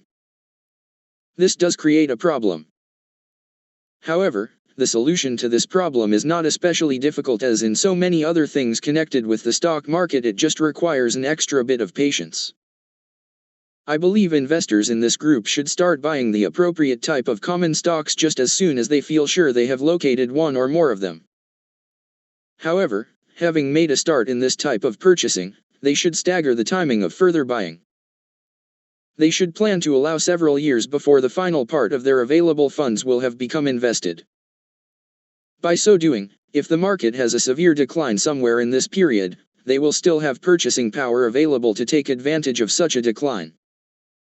If no decline occurs and they have properly selected their earlier purchases, they should have at least a few substantial gains on such holdings. This would provide a cushion so that if a severe decline happened to occur at the worst possible time for them, which would be just after the final part of their funds had become fully invested, the gains on the earlier purchases should largely, if not entirely, offset the declines on the more recent ones. No severe loss of original capital would therefore be involved. There is an equally important reason why investors who have not already obtained a record of satisfactory investments, and who have enough funds to be able to stagger their purchases, should do so. This is that such investors will have had a practical demonstration, prior to using up all their funds, that they or their advisors are sufficient masters of investment technique to operate with reasonable efficiency. In the event that such a record had not been attained, at least all of an investor's assets would not be committed before he had had a warning signal to revise his investment technique or to get someone else to handle such matters for him. All types of common stock investors might well keep one basic thought in mind, otherwise the financial community's constant worry about and preoccupation with the danger of downswings in the business cycle will paralyze much worthwhile investment action. This thought is that here in the mid-20th century the current phase of the business cycle is but one of at least 5 powerful forces. All of these forces, either by influencing mass psychology or by direct economic operation, can have an extremely powerful influence on the general level of stock prices. The other 4 influences are the trend of interest rates, the overall governmental attitude toward investment and private enterprise, the long-range trend to more and more inflation, and possibly most powerful of all, new inventions and techniques as they affect old industries. These forces are seldom all pulling stock prices in the same direction at the same time. Nor is any one of them necessarily going to be of vastly greater importance than any other for long periods of time. So complex and diverse are these influences that the safest course to follow will be the one that at first glance appears to be the most risky. This is to take investment action when matters you know about a specific company appear to warrant such action. Be undeterred by fears or hopes based on conjectures, or conclusions based on surmises. 6. When to sell. And when not to. There are many good reasons why an investor might decide to sell common stocks. He may want to build a new home or finance his son in a business. Any one of a number of similar reasons can, from the standpoint of happy living, make selling common stocks sensible. This type of selling, however, is personal rather than financial in its motive. As such, it is well beyond the scope of this book. These comments are only designed to cover that type of selling that is motivated by a single objective: obtaining the greatest total dollar benefit from the investment dollars available. I believe there are 3 reasons, and 3 reasons only, for the sale of any common stock which has been originally selected according to the investment principles already discussed. The first of these reasons should be obvious to anyone. This is when a mistake has been made in the original purchase and it becomes increasingly clear that the factual background of the particular company is, by a significant margin, less favorable than originally believed. The proper handling of this type of situation is largely a matter of emotional self-control. To some degree, it also depends upon the investor's ability to be honest with himself. 2 of the important characteristics of common stock investment are the large profits that can come with proper handling, and the high degree of skill, knowledge, and judgment required for such proper handling. Since the process of obtaining these almost fantastic profits is so complex, it is not surprising that a certain percentage of errors in purchasing are sure to occur. Fortunately, the long-range profits from really good common stocks should more than balance the losses from a normal percentage of such mistakes. They should leave a tremendous margin of gain as well. This is particularly true if the mistake is recognized quickly. When this happens, losses, if any, should be far smaller than if the stock bought in error had been held for a long period of time. Even more important, the funds tied up in the undesirable situation are freed to be used for something else which, if properly selected, should produce substantial gains. However, there is a complicating factor that makes the handling of investment mistakes more difficult. This is the ego in each of us. None of us likes to admit to himself that he has been wrong. If we have made a mistake in buying a stock but can sell the stock at a small profit, we have somehow lost any sense of having been foolish. On the other hand, if we sell at a small loss, we are quite unhappy about the whole matter. This reaction, while completely natural and normal, is probably one of the most dangerous in which we can indulge ourselves in the entire investment process. More money has probably been lost by investors holding a stock they really did not want until they could, at least, come out even, than from any other single reason. If to these actual losses are added the profits that might have been made through the proper reinvestment of these funds, if such reinvestment had been made when the mistake was first realized, the cost of self-indulgence becomes truly tremendous. Furthermore, this dislike of taking a loss, even a small loss, is just as illogical as it is natural. If the real object of common stock investment is the making of a gain of a great many hundreds % over a period of years, the difference between, say, a 20% loss or again a 5% profit becomes a comparatively insignificant matter. What matters is not whether a loss occasionally occurs. What does matter is whether worthwhile profits so often fail to materialize that the skill of the investor or his advisor in handling investments must be questioned. While losses should never cause strong self-disgust or emotional upset, neither should they be passed over lightly. They should always be reviewed with care so that a lesson is learned from each of them. If the particular elements which caused a misjudgment on a common stock purchase are thoroughly understood, it is unlikely that another poor purchase will be made through misjudging the same investment factors. We come now to the second reason why sales should be made of a common stock purchased under the investment principles already outlined in chapters 2 and 3. Sales should always be made of the stock of a company which, because of changes resulting from the passage of time, no longer qualifies in regard to the 15 points outlined in chapter 3 to about the same degree it qualified at the time of purchase. This is why investors should be constantly on their guard. It explains why it is of such importance to keep at all times in close contact with the affairs of companies whose shares are held. When companies deteriorate in this way, they usually do so for one of two reasons. Either there has been a deterioration of management, or the company no longer has the prospect of increasing the markets for its product in the way it formerly did. Sometimes management deteriorates because success has affected one or more key executives. Smugness, complacency, or inertia replace the former drive and ingenuity. More often it occurs because a new set of top executives do not measure up to the standard of performance set by their predecessors. Either they no longer hold to the policies that have made the company outstandingly successful, or they do not have the ability to continue to carry out such policies. When any of these things happen, the affected stock should be sold at once, regardless of how good the general market may look or how big the capital gains tax may be. Similarly, it sometimes happens that after growing spectacularly for many years, a company will reach a stage where the growth prospects of its markets are exhausted. From this time on, it will only do about as well as industry as a whole. It will only progress at about the same rate as the national economy does. This change may not be due to any deterioration of the management.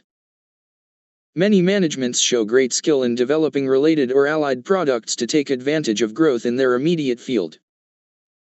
They recognize, however, that they do not have any particular advantage if they go into unrelated spheres of activity. Hence, if after years of being experts in a young and growing industry, times change, and the company has pretty well exhausted the growth prospects of its market, its shares have deteriorated in an important way from the standards outlined under our frequently mentioned 15 points. Such a stock should then be sold. In this instance, selling might take place at a more leisurely pace than if management deterioration had set in. Possibly part of the holding might be kept until a more suitable investment could be found. However, in any event, the company should be recognized as no longer suitable for worthwhile investment. The amount of capital gains tax, no matter how large, should seldom prevent the switching of such funds into some other situation which, in the years ahead, may grow in a manner similar to the way in which this investment formerly grew. There is a good test as to whether companies no longer adequately qualify in regard to this matter of expected further growth. This is for the investor to ask himself whether at the next peak of a business cycle, regardless of what may happen in the meantime, the comparative per-share earnings will probably show at least as great an increase from present levels as the present levels show from the last known peak of general business activity. If the answer is in the affirmative, the stock probably should be held. If in the negative, it should probably be sold.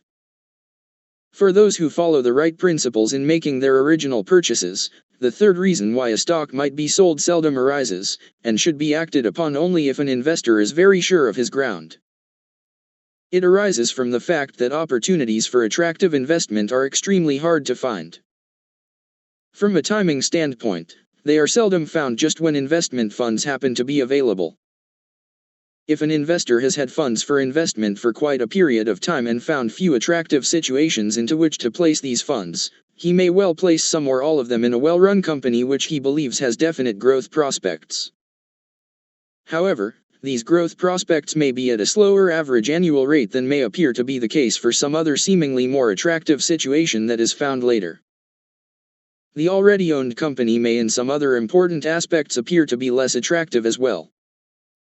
If the evidence is clear-cut and the investor feels quite sure of his ground, it will, even after paying capital gains taxes, probably pay him handsomely to switch into the situation with seemingly better prospects. The company that can show an average annual increase of 12% for a long period of years should be a source of considerable financial satisfaction to its owners. However, the difference between these results and those that could occur from a company showing a 20% average annual gain would be well worth the additional trouble and capital gains taxes that might be involved. A word of caution may not be amiss, however, in regard to too readily selling a common stock in the hope of switching these funds into a still better one. There is always the risk that some major element in the picture has been misjudged. If this happens, the investment probably will not turn out nearly as well as anticipated. In contrast, an alert investor who has held a good stock for some time usually gets to know its less desirable as well as its more desirable characteristics. Therefore, before selling a rather satisfactory holding in order to get a still better one, there is need of the greatest care in trying to appraise accurately all elements of the situation. At this point, the critical reader has probably discerned a basic investment principle which by and large seems only to be understood by a small minority of successful investors. This is that once a stock has been properly selected and has borne the test of time, it is only occasionally that there is any reason for selling it at all. However, recommendations and comments continue to pour out of the financial community giving other types of reasons for selling outstanding common stocks. What about the validity of such reasons? Most frequently given of such reasons is the conviction that a general stock market decline of some proportion is somewhere in the offing. In the preceding chapter I tried to show that postponing an attractive purchase because of fear of what the general market might do will, over the years, prove very costly. This is because the investor is ignoring a powerful influence about which he has positive knowledge through fear of a less powerful force about which, in the present state of human knowledge, he and everyone else is largely guessing. If the argument is valid that the purchase of attractive common stocks should not be unduly influenced by fear of ordinary bear markets, the argument against selling outstanding stocks because of these fears is even more impressive. All the arguments mentioned in the previous chapter equally apply here. Furthermore, the chance of the investor being right in making such sales is still further diminished by the factor of the capital gains tax. Because of the very large profits such outstanding stocks should be showing if they have been held for a period of years, this capital gains tax can still further accentuate the cost of making such sales. There is another and even more costly reason why an investor should never sell out of an outstanding situation because of the possibility that an ordinary bear market may be about to occur. If the company is really a right one, the next bull market should see the stock making a new peak well above those so far attained. How is the investor to know when to buy back? Theoretically, it should be after the coming decline. However, this presupposes that the investor will know when the decline will end. I have seen many investors dispose of a holding that was to show stupendous gain in the years ahead because of this fear of a coming bear market. Frequently the bear market never came and the stock went right on up. When a bear market has come, I have not seen 1 time in 10 when the investor actually got back into the same shares before they had gone up above his selling price. Usually he either waited for them to go far lower than they actually dropped, or, when they were way down, fear of something else happening still prevented their reinstatement. This brings us to another line of reasoning so often used to cause well-intentioned but unsophisticated investors to miss huge future profits. This is the argument that an outstanding stock has become overpriced and therefore should be sold. What is more logical than this? If a stock is overpriced, why not sell it rather than keep it? Before reaching hasty conclusions, let us look a little bit below the surface. Just what is overpriced? What are we trying to accomplish? Any really good stock will sell and should sell at a higher ratio to current earnings than a stock with a stable rather than an expanding earning power. After all, this probability of participating in continued growth is obviously worth something. When we say that the stock is overpriced, we may mean that it is selling at an even higher ratio in relation to this expected earning power than we believe it should be. Possibly we may mean that it is selling at an even higher ratio than our other comparable stocks with similar prospects of materially increasing their future earnings. All of this is trying to measure something with a greater degree of preciseness than is possible. The investor cannot pinpoint just how much per share a particular company will earn 2 years from now. He can at best judge this within such general and non-mathematical limits as, about the same, up moderately, up a lot, or up tremendously. As a matter of fact, the company's top management cannot come a great deal closer than this. Either they or the investor should come pretty close in judging whether a sizable increase in average earnings is likely to occur a few years from now. But just how much increase, or the exact year in which it will occur, usually involves guessing on enough variables to make precise predictions impossible. Under these circumstances, how can anyone say with even moderate precision just what is overpriced for an outstanding company with an unusually rapid growth rate? Suppose that instead of selling at 25 times earnings, as usually happens, the stock is now at 35 times earnings. Perhaps there are new products in the immediate future, the real economic importance of which the financial community has not yet grasped. Perhaps there are not any such products. If the growth rate is so good that in another 10 years the company might well have quadrupled, is it really of such great concern whether at the moment the stock might or might not be 35% or overpriced? That which really matters is not to disturb a position that is going to be worth a great deal more later. Again, our old friend the capital gains tax adds its bit to these conclusions. Growth stocks which are recommended for sale because they are supposedly overpriced nearly always will cost their owners a sizable capital gains tax if they are sold. Therefore, in addition to the risk of losing a permanent position in a company which over the years should continue to show unusual further gains, we also incur a sizable tax liability. Isn't it safer and cheaper simply to make up our minds that momentarily the stock may be somewhat ahead of itself? We already have a sizable profit in it. If for a while the stock loses, say, 35% of its current market quotation, is this really such a serious matter? Again, isn't the maintaining of our position rather than the possibility of temporarily losing a small part of our capital gain the matter which is really important? There is still one other argument investors sometimes use to separate themselves from the profits they would otherwise make. This one is the most ridiculous of all. It is that the stock they own has had a huge advance. Therefore, just because it has gone up, it has probably used up most of its potential. Consequently, they should sell it and buy something that hasn't gone up yet. Outstanding companies, the only type which I believe the investor should buy, just don't function this way. How they do function might best be understood by considering the following somewhat fanciful analogy. Suppose it is the day you graduated from college. If you did not go to college, consider it to be the day of your high school graduation. From the standpoint of our example, it will make no difference whatsoever. Now suppose that on this day each of your male classmates had an urgent need of immediate cash. Each offered you the same deal.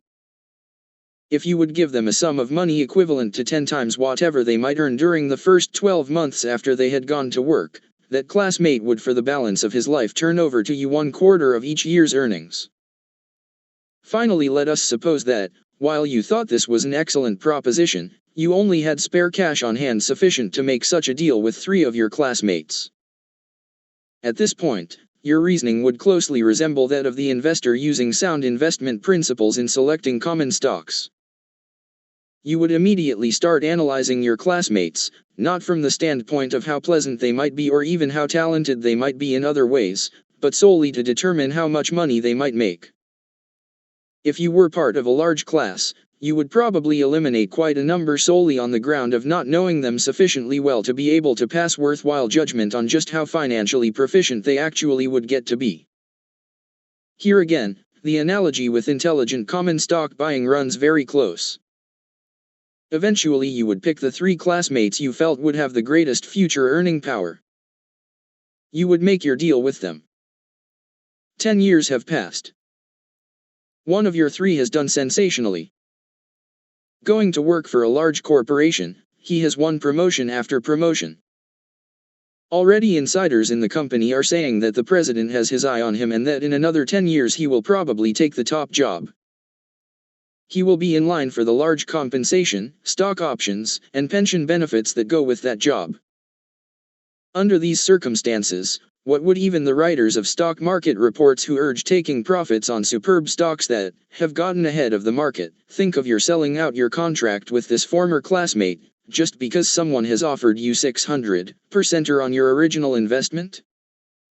You would think that anyone would need to have his head examined if he were to advise you to sell this contract and replace it with one with another former classmate whose annual earnings still were about the same as when he left school 10 years before. The argument that your successful classmate had had his advance while the advance of your unsuccessful classmate still lay ahead of him would probably sound rather silly. If you know your common stocks equally well, many of the arguments commonly heard for selling the good one sound equally silly. When to sell? You may be thinking all this sounds fine, but actually classmates are not common stocks. To be sure, there is one major difference. That difference increases rather than decreases the reason for never selling the outstanding common stock just because it has had a huge rise and may be temporarily overpriced. This difference is that the classmate is finite, may die soon and is sure to die eventually. There is no similar lifespan for the common stock. The company behind the common stock can have a practice of selecting management talent in depth and training such talent in company policies, methods, and techniques in a way which will retain and pass on the corporate vigor for generations. Look at DuPont in its second century of corporate existence. Look at Dow years after the death of its brilliant founder. In this era of unlimited human wants and incredible markets, there is no limitation to corporate growth such as the lifespan places upon the individual. Perhaps the thoughts behind this chapter might be put into a single sentence: if the job has been correctly done when a common stock is purchased, the time to sell it is almost never. 7. The hullabaloo about dividends. There is a considerable degree of twisted thinking and general acceptance of half-truths about a number of aspects of common stock investments. However, whenever the significance and importance of dividends are considered, the confusion of the typical investor becomes little short of monumental. This confusion and acceptance of half-truths spreads over even to the choice of words customarily used in describing various types of dividend action. A corporation has been paying no dividend or a small one. Its president requests the board of directors to start paying a substantial dividend. This is done. In speaking of this action, he or the board will often describe it by saying that the time had come to do something for stockholders. The inference is that by not paying or raising the dividend, the company had been doing nothing for its stockholders. This could possibly be true. However, it certainly was not true just because no dividend action had been taken. It is possible that by spending earnings not as dividends but to build a new plant, to launch a new product line, or to install some major cost-saving equipment in an old plant, the management might have been doing much more to benefit the stockholder than it would have been doing just by passing these earnings out as dividends. No matter what might be done with any earnings not passed on as dividends, increases in the dividend rate are invariably referred to as favorable dividend action. Possibly with greater reason, reduction or elimination of dividends is nearly always called unfavorable. One of the main reasons for the confusion about dividends in the public mind is the great variation between the amount of benefit, if any, that accrues to the stockholder each time earnings are not passed on to him but retained in the business. At times he is not benefited at all by such retained earnings. At others he is benefited only in a negative sense. If the earnings were not retained, his holdings would decrease in value. However, the retained earnings in no sense increase the value of his holdings, therefore, they seem of no benefit to him. Finally, in the many cases where the stockholder benefits enormously from retained earnings, the benefits accrue in quite different proportions to different types of stockholders within the same company, thereby confusing investor thinking even more. In other words, each time earnings are not passed out as dividends, such action must be examined on its own merit to see exactly what is actually happening. It might pay to look a little below the surface here and discuss some of these differences in detail. When do stockholders get no benefit from retained earnings? One way is when managements pile up cash and liquid assets far beyond any present or prospective needs of the business. The management might have no nefarious motive in doing this. Some executives get a sense of confidence and security from steadily piling up unneeded liquid reserves. They don't seem to realize they are buttressing their own feelings of security by not turning over to the stockholder wealth which he should be entitled to use in his own way and as he sees fit. Today there are tax laws which tend to curb this evil so that while it still occurs, it is no longer the factor which it once was. There is another and more serious way in which earnings are frequently retained in the business without any significant benefit to stockholders. This occurs when substandard managements can get only a subnormal return on the capital already in the business, yet use the retained earnings merely to enlarge the inefficient operation rather than to make it better. What normally happens is that the management, having in time built up a larger inefficient domain over which to rule, usually succeeds in justifying bigger salaries for itself on the grounds that it is doing a bigger job. The stockholders end up with little or no profit. Neither of these situations is likely to affect the investor who follows the concept discussed in this book. He is buying stocks because they are outstanding and not just because they are cheap. Managements with inefficient and substandard operations would fail to qualify under our 15 points. Meanwhile, managements of the type that do qualify would almost certainly be finding uses for surplus cash and not just piling it up. How can it happen that earnings retained in the business can be vitally needed yet have no possibility of increasing the value of the stockholder shares? This can occur in one of two ways. One way is when a change in custom or public demand forces each competitive company to spend money on so-called assets which in no sense increase the volume of business, but which would cause a loss of business if the expenditure had not been made. A retail store installing an expensive air conditioning system is a classic example of this sort of thing. After each competitive store has installed such equipment, no net increase in business will occur, yet any store which had not met the competitive move might find very few customers on a hot summer day. Since for some strange reason our accepted accounting system and the tax laws which are based on it make no differentiation between assets of this type and those which have actually increased the value of the business, the stockholder frequently thinks that he has been badly treated when earnings have not been passed out to him, and yet he can see no increase in value coming to him from what was retained in the business.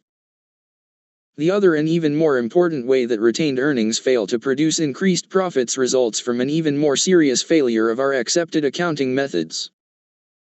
In our world of rapid and major changes in the purchasing value of our money units, standard accounting proceeds as though the dollar were a fixed unit of value.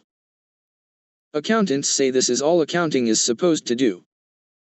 This may very well be true, but if a balance sheet is supposed to have any relationship to the real values of the assets described thereon, the confusion that results seems about parallel to what would happen if engineers and scientists made their calculations in our three-dimensional world by using only two-dimensional plane geometry. The depreciation allowance in theory should be enough to replace an existing asset when that asset is no longer economically usable. If the depreciation rate were properly calculated and the replacement cost of the asset remained unchanged over its useful life, this would happen. But with ever-rising costs, the total accumulated depreciation is seldom enough to replace the outmoded asset. Therefore, additional sums must be retained from the earnings merely to make up the difference if the corporation is to continue to have what it had before. This type of thing, while affecting all investors, usually affects holders of growth companies less than any other class.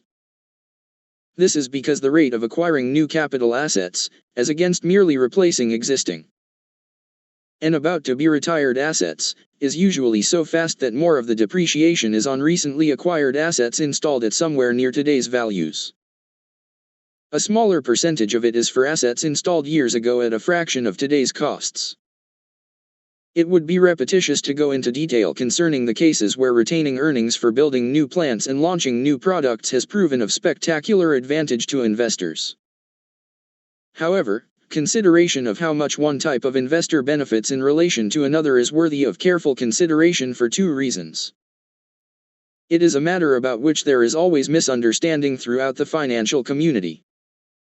It is also a matter the proper understanding of which provides an easy key to evaluating the real significance of dividends. Let us examine these misconceptions about who benefits most from dividends by taking a fictitious example. The well-managed XYZ Corporation has had a steady growth in its earnings over the last several years. The dividend rate has remained the same. Consequently, whereas 4 years ago it took 50% of earnings to pay the dividend, so much additional earning power has developed in these 4 years that paying the same dividend now requires only 25% of this year's earnings. Some directors want to raise the dividend. Others point out that never before has the corporation had so many attractive places to invest their retained earnings.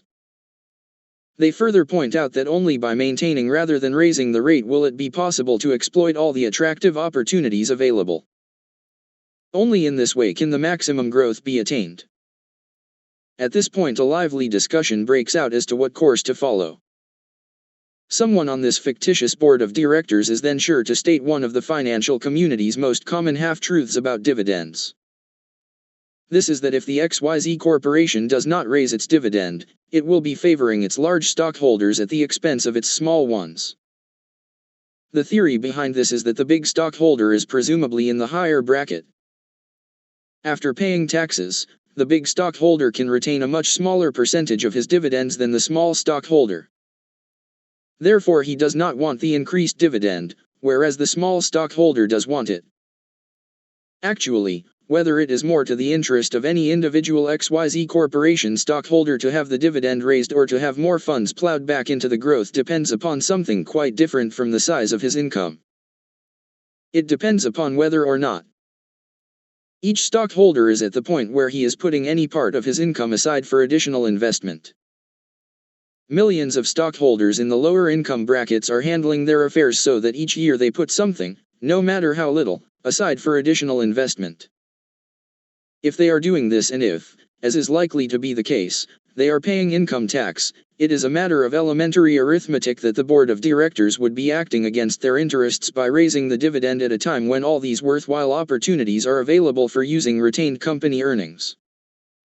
In contrast, the raised dividend might be to the interest of a big stockholder who had urgent need of additional funds, a contingency not entirely unknown to those in high tax brackets. Let us see just why all this is so. Almost anyone having enough surplus funds to own common stocks will probably also have enough income to be in at least the lowest tax bracket. Therefore, once he has used up his individual dividend exemption of $50, even the smallest stockholder will presumably have to pay as tax at least 20% of any additional income he receives as dividends. In addition, he must pay a brokerage commission on any stock he buys. Because of odd lot charges, minimum commissions, etc., these costs run to a much larger percentage of the sums involved in small purchases than in large ones. This will bring the actual capital available for reinvestment well below 80% of the amount received. If the shareholder is in a higher tax bracket, the percentage of a dividend increase which he can actually use for reinvestment becomes proportionately less.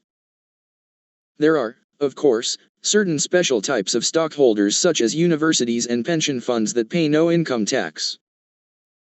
There are also some individuals with dividend income less than the $50 individual exemption, although the total number of shares owned by this group appears to be small. For these special groups the equation is somewhat different. However, for the great majority of all stockholders, regardless of size, there is no avoiding this one basic fact about dividends. If they are saving any part of their income rather than spending it, and if they have their funds invested in the right sort of common stocks, they are better off when the managements of such companies reinvest increased earnings than they would be if these increased earnings were passed on to them as larger dividends which they would have to reinvest themselves. Nor is this advantage having 100% of such funds put to work for them in place of the smaller amount that would be available. After income taxes and brokerage charges, the only one the stockholders get. Selecting the right common stock is not an easy or simple matter.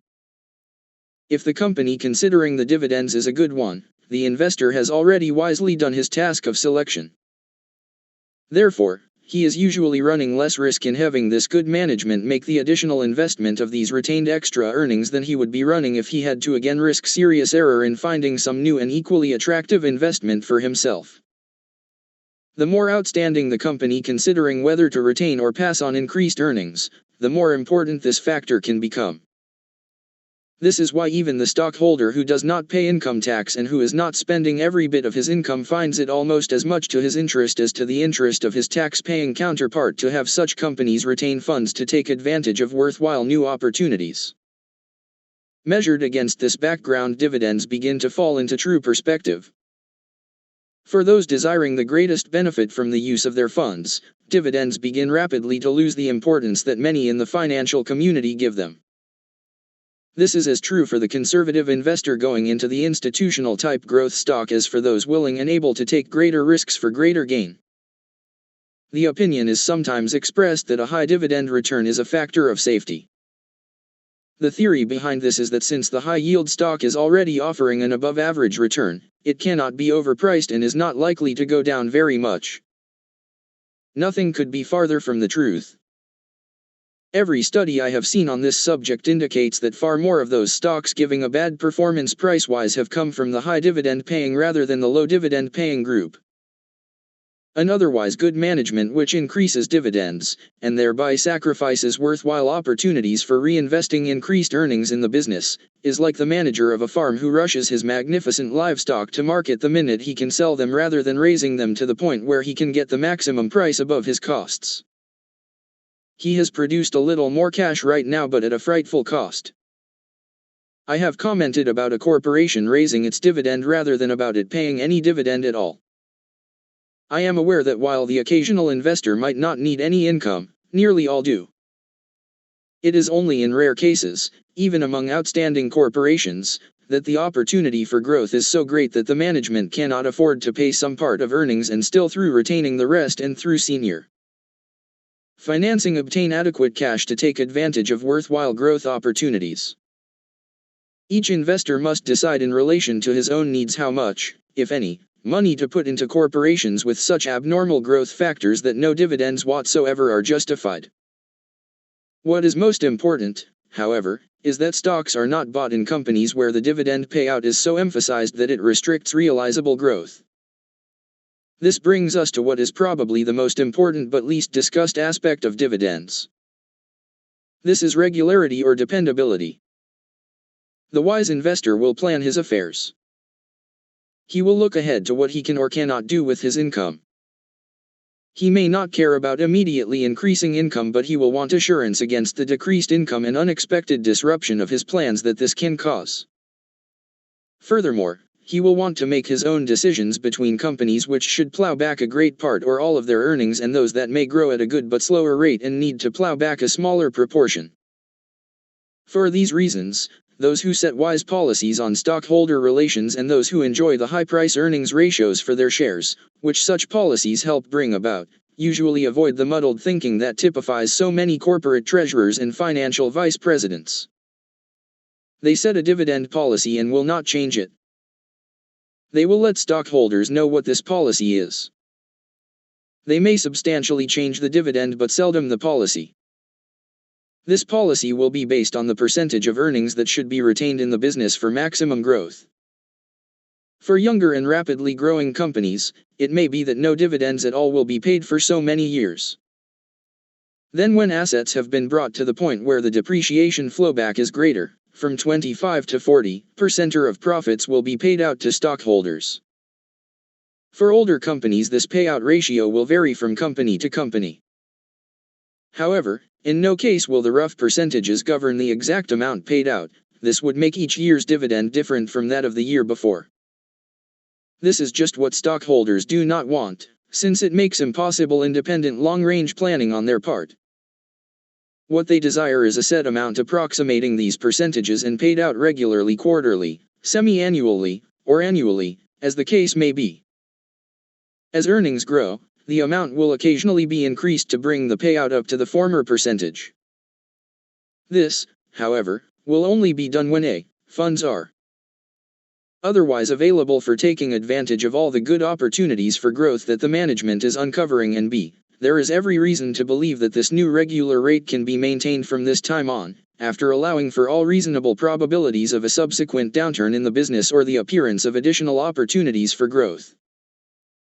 The managements whose dividend policies win the widest approval among discerning investors are those who hold that a dividend should be raised with the greatest caution and only when there is great probability that it can be maintained. Similarly, only in the gravest of emergencies should such dividends be lowered. It is surprising how many corporate financial officers will approve the paying of one-shot extra dividends. They do this even though such unanticipated extra dividends almost always fail to leave a permanent impact on the market price of their shares, which should indicate how contrary such policies are to the desires of most long-range investors. No matter how wise or foolish a dividend policy may be, a corporation can usually in time get an investor following which likes the particular policy, provided that the corporation follows the policy consistently. Many stockholders, whether it is to their best interests or not, still like a high rate of return. Others like a low rate. Others like none at all. Some like a very low rate combined with a small regular annual stock dividend. Others do not want this stock dividend, preferring the low rate by itself. If a management selects one of these policies in line with its natural needs, it usually builds up a stockholder group which likes and comes to expect the continuation of such a policy. A wise management wishing to obtain investment prestige for its stock will respect that desire for continuity. There is perhaps a close parallel between setting policy in regard to dividends and setting policy on opening a restaurant. A good restaurant man might build up a splendid business with a high-priced venture. He might also build up a splendid business with an attractive place selling the best possible meals at the lowest possible prices. Or he could make a success of Hungarian, Chinese, or Italian cuisine. Each would attract a following. People would come there expecting a certain kind of meal. However, with all his skill, he could not possibly build up a clientele if one day he served the costliest meals, the next day low-priced ones, and then without warning served nothing but exotic dishes. The corporation that keeps shifting its dividend policies becomes as unsuccessful in attracting a permanent shareholder following. Its shares do not make the best long-range investments. As long as dividend policy is consistent, so that investors can plan ahead with some assurance, this whole matter of dividends is a far less important part of the investment picture than might be judged from the endless arguments frequently heard about the relative desirability of this dividend policy or that. The large groups in the financial community that would dispute this view fail to explain the number of stocks that have offered no prospect of anything but below average yield for years ahead, yet which have done so well for their owners. Several examples of such stocks have already been mentioned. Another typical investment of this type is Rohm and Haas. This stock first became publicly available in 1949, when a group of investment bankers purchased a large block held by the alien property custodian and reoffered it publicly. The public offering price was $41.25. At that time the stock was paying only $1 in dividends, supplemented by stock dividends. Many investors felt that in view of the low yield the stock was unattractive for conservative investment. Since this date, however, the company has continued to pay stock dividends, has raised the cash dividend at frequent intervals although the yield has remained very low, and the stock has sold at well over 400. The original owner of Rohm and Haas has received stock dividends of 4% each year from 1949 through 1955, and 3% in 1956. So his capital gain has been well over tenfold. Actually, dividend considerations should be given the least, not the most, weight by those desiring to select outstanding stocks. Perhaps the most peculiar aspect of this much discussed subject of dividends is that those giving them the least consideration usually end up getting the best dividend return. Worthy of repetition here is that over a span of 5 to 10 years, the best dividend results will come not from the high-yield stocks but from those with the relatively low yield. So profitable are the results of the ventures opened up by exceptional managements that while they still continue the policy of paying out a low proportion of current earnings, the actual number of dollars paid out progressively exceed what could have been obtained from high-yield shares. Why shouldn't this logical and natural trend continue in the future? 8. 5 don'ts for investors. 1. Don't buy into promotional companies. Close to the very heart of successful investing is finding companies which are developing new products and processes or exploiting new markets. Companies that have just started or are about to be started are frequently attempting to do just this. Many of them are formed to develop a colorful new invention. Many are started to participate in industries, such as electronics, in which there is great growth potential. Another large group is formed to discover mineral or other natural wealth, a field where the rewards for success can be outstanding. For these reasons, young companies not yet earning a profit on their operations may at first glance appear to be of investment value. There is another argument which frequently increases interest. This is that by buying now when the first shares are offered to the public, there is a chance to get in on the ground floor. The successful company is now selling at several times the price at which it was originally offered. Therefore, why wait and have somebody else make all this money? Instead, why not use the same methods of inquiry and judgment in finding the outstanding new enterprise now being promoted as can be used in finding the outstanding established corporation? From the investment standpoint, I believe there is a basic matter which puts any company without at least 2 or 3 years of commercial operation and 1 year of operating profit in a completely different category from an established company, even one so small that it may not have more than $1 million of annual sales. In the established company, all the major functions of the business are currently operating. The investor can observe the company's production, sales, cost accounting, management teamwork, and all the other aspects of its operations. Perhaps even more important, he can obtain the opinion of other qualified observers who are in a position to observe regularly some or all of these points of relative strength or weakness in the company under consideration. In contrast, when a company is still in the promotional stage, all an investor or anyone else can do is look at a blueprint and guess what the problems and the strong points may be. This is a much more difficult thing to do. It allows a much greater probability of error in the conclusions reached. Actually, it is so difficult to do that no matter how skillful the investor, it makes it impossible to obtain even a fraction of the batting average for selecting outstanding companies that can be attained if judgment is confined to established operations. All too often, young promotional companies are dominated by 1 or 2 individuals who have great talent for certain phases of business procedure but are lacking in other equally essential talents. They may be superb salesmen but lack other types of business ability. More often they are inventors or production men, totally unaware that even the best products need skillful marketing as well as manufacture. The investor is seldom in a position to convince such individuals of the skills missing in themselves or their young organizations. Usually he is even less in a position to point out to such individuals where such talents may be found. For these reasons, no matter how appealing promotional companies may seem at first glance, I believe their financing should always be left to specialized groups. Such groups have management talent available to bolster up weak spots as unfolding operations uncover them. Those who are not in a position to supply such talent and to convince new managements of the need of taking advantage of such help will find investing in promotional companies largely a disillusioning experience. There are enough spectacular opportunities among established companies that ordinary individual investors should make it a rule never to buy into a promotional enterprise, no matter how attractive it may appear to be. 2. Don't ignore a good stock just because it is traded over the counter. The attractiveness of unlisted stocks versus those listed on a stock exchange is closely related to the marketability of one group as against the other. Everyone should recognize the importance of marketability. Normally, most if not all buying should be confined to stocks which can be sold should a reason either financial or personal arise for such selling. However, some confusion seems to exist in the minds of investors as to what gives adequate protection in this regard and what does not. This in turn gives rise to even more confusion concerning the desirability of those stocks not listed on any exchange. Such stocks are commonly called over-the-counter stocks.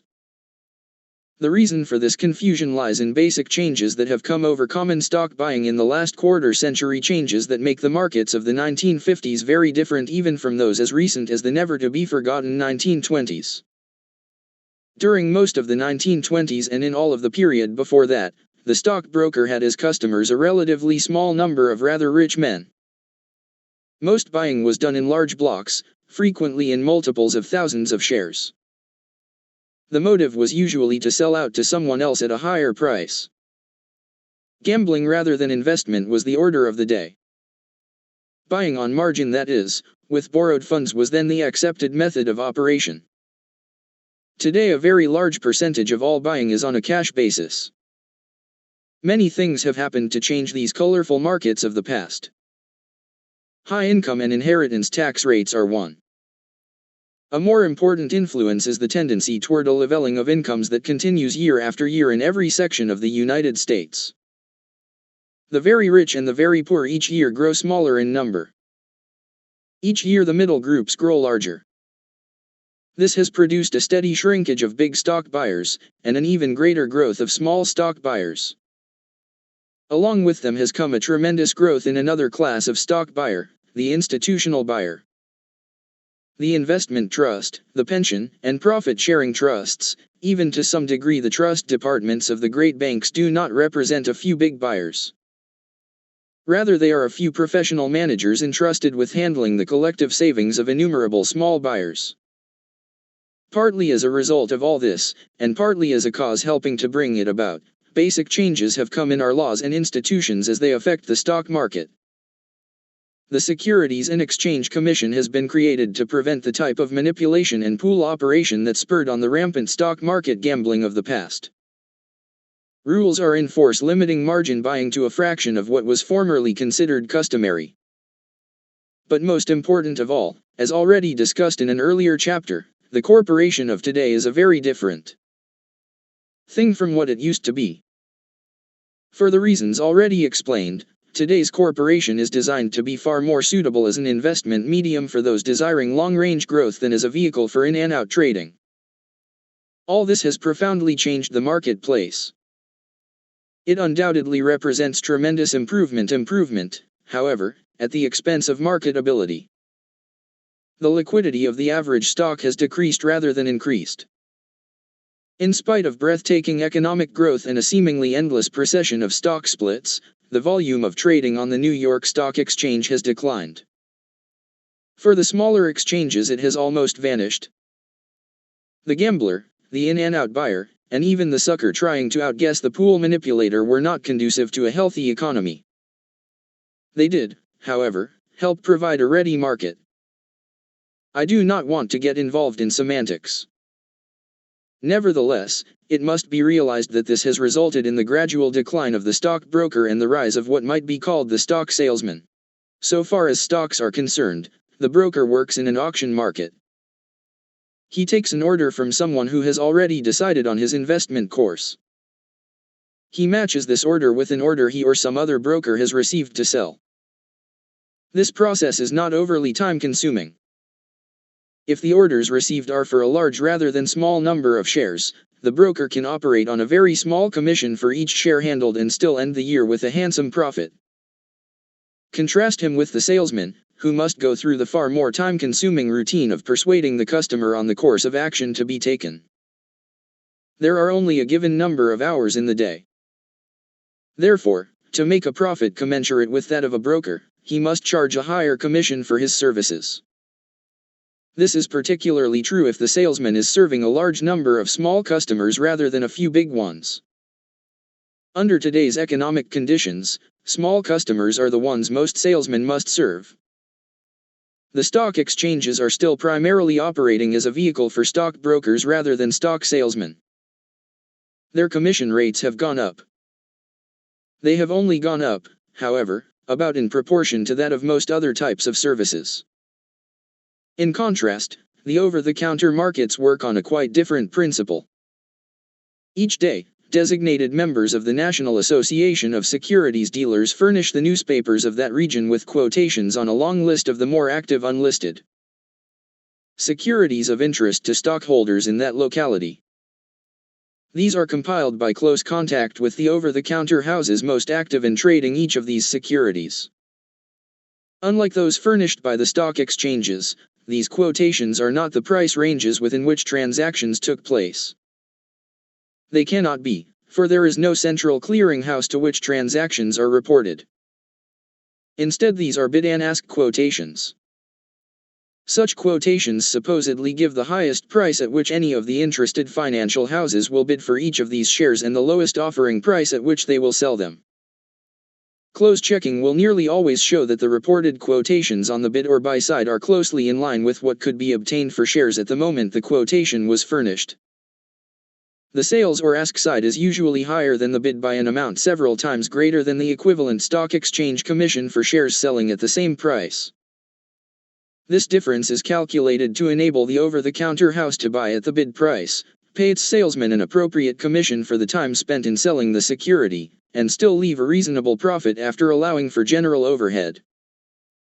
On the other hand, if a customer, particularly a large customer, approaches the same financial house with a bid to buy this stock so that no salesman's commission is involved, he can usually buy it at the bid price plus just about the equivalent of the stock exchange commission. As one over-the-counter dealer expressed it, we have one market on the buy side. On the selling side we have two. We have a retail and a wholesale market, depending partly on the size of the purchase and partly on the amount of selling and servicing that is involved. This system in the hands of an unscrupulous dealer is subject to obvious abuse. So is any other system.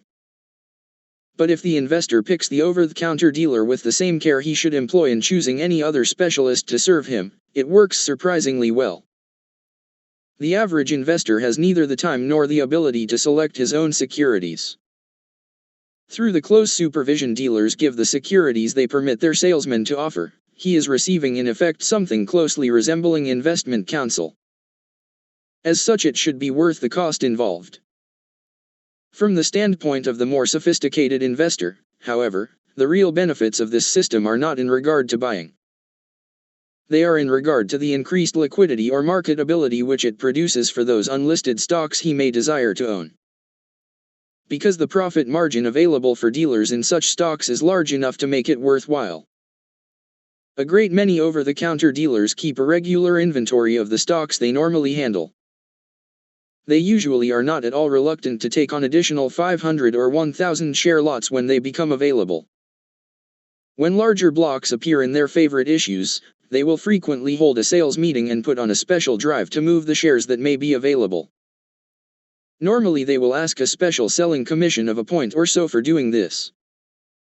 However, all this means that if an over-the-counter stock is regularly dealt in by two or more high-grade over-the-counter dealers, it usually has a sufficient degree of marketability to take care of the needs of most investors.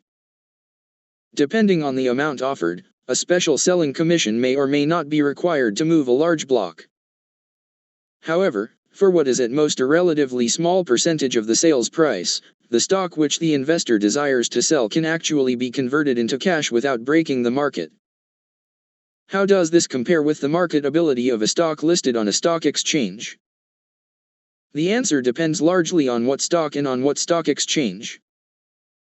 For the larger and more active issues listed on the New York Stock Exchange, even under today's conditions a big enough auction market still exists so that in normal times all but the largest blocks can be moved at the low prevailing commission rates without depressing prices. For the less active stocks listed on the New York Stock Exchange, this marketability factor is still fair, but at times can sag rather badly if regular commissions are dependent on when large selling orders appear. For common stocks listed on the small exchanges, it is my opinion that this marketability factor frequently becomes considerably worse. The stock exchanges have recognized this situation and have taken steps to meet it. Nowadays, whenever a block of a listed stock appears which the exchange thinks is too big to market in the normal fashion, permission may be given for the use of devices such as special offerings. This simply means that the offering is made known to all members, who are given a predetermined larger commission for selling these shares. In other words, when the block is too large for the brokers to handle it as brokers, they are given commissions large enough to reward them for selling as salesmen. All this narrows the apparent gap between listed and unlisted markets in a period such as the present, when more and more purchases are being handled by salesmen rather than by brokers who just take orders. It does not mean that from the standpoint of marketability a well-known, actively traded stock on the New York Stock Exchange has no advantage over the better over-the-counter stocks. It does mean that the better of these over-the-counter stocks are frequently more liquid than the shares of many of the companies listed on the American Stock Exchange and the various regional stock exchanges. I imagine those connected with the smaller stock exchanges would sincerely disagree with this statement. Nevertheless, I believe an unprejudiced study of the facts would show it to be true. It is why a number of the more progressive of smaller and medium-sized companies have in recent years refused to list their stocks on the smaller exchanges. Instead, they have chosen the over-the-counter markets until their companies reach a size that would warrant big board that is, New York Stock Exchange listing. In short, so far as over-the-counter securities are concerned, the rules for the investor are not too different from those for listed securities. First, be very sure that you have picked the right security. Then be sure you have selected an able and conscientious broker. If an investor is on sound ground in both these respects, he need have no fear of purchasing stock just because it is traded over the counter rather than on an exchange. 3. Don't buy a stock just because you like the tone of its annual report. Investors are not always careful to analyze just what has caused them to buy one stock rather than another. If they did, they might be surprised how often they were influenced by the wording and format of the general comments in a company's annual report to stockholders. This tone of the annual report may reflect the management's philosophies, policies, or goals with as much accuracy as the audited financial statement should reflect the dollars and cents results for the period involved. The annual report may also, however, reflect little more than the skill of the company's public relations department in creating an impression about the company in the public mind.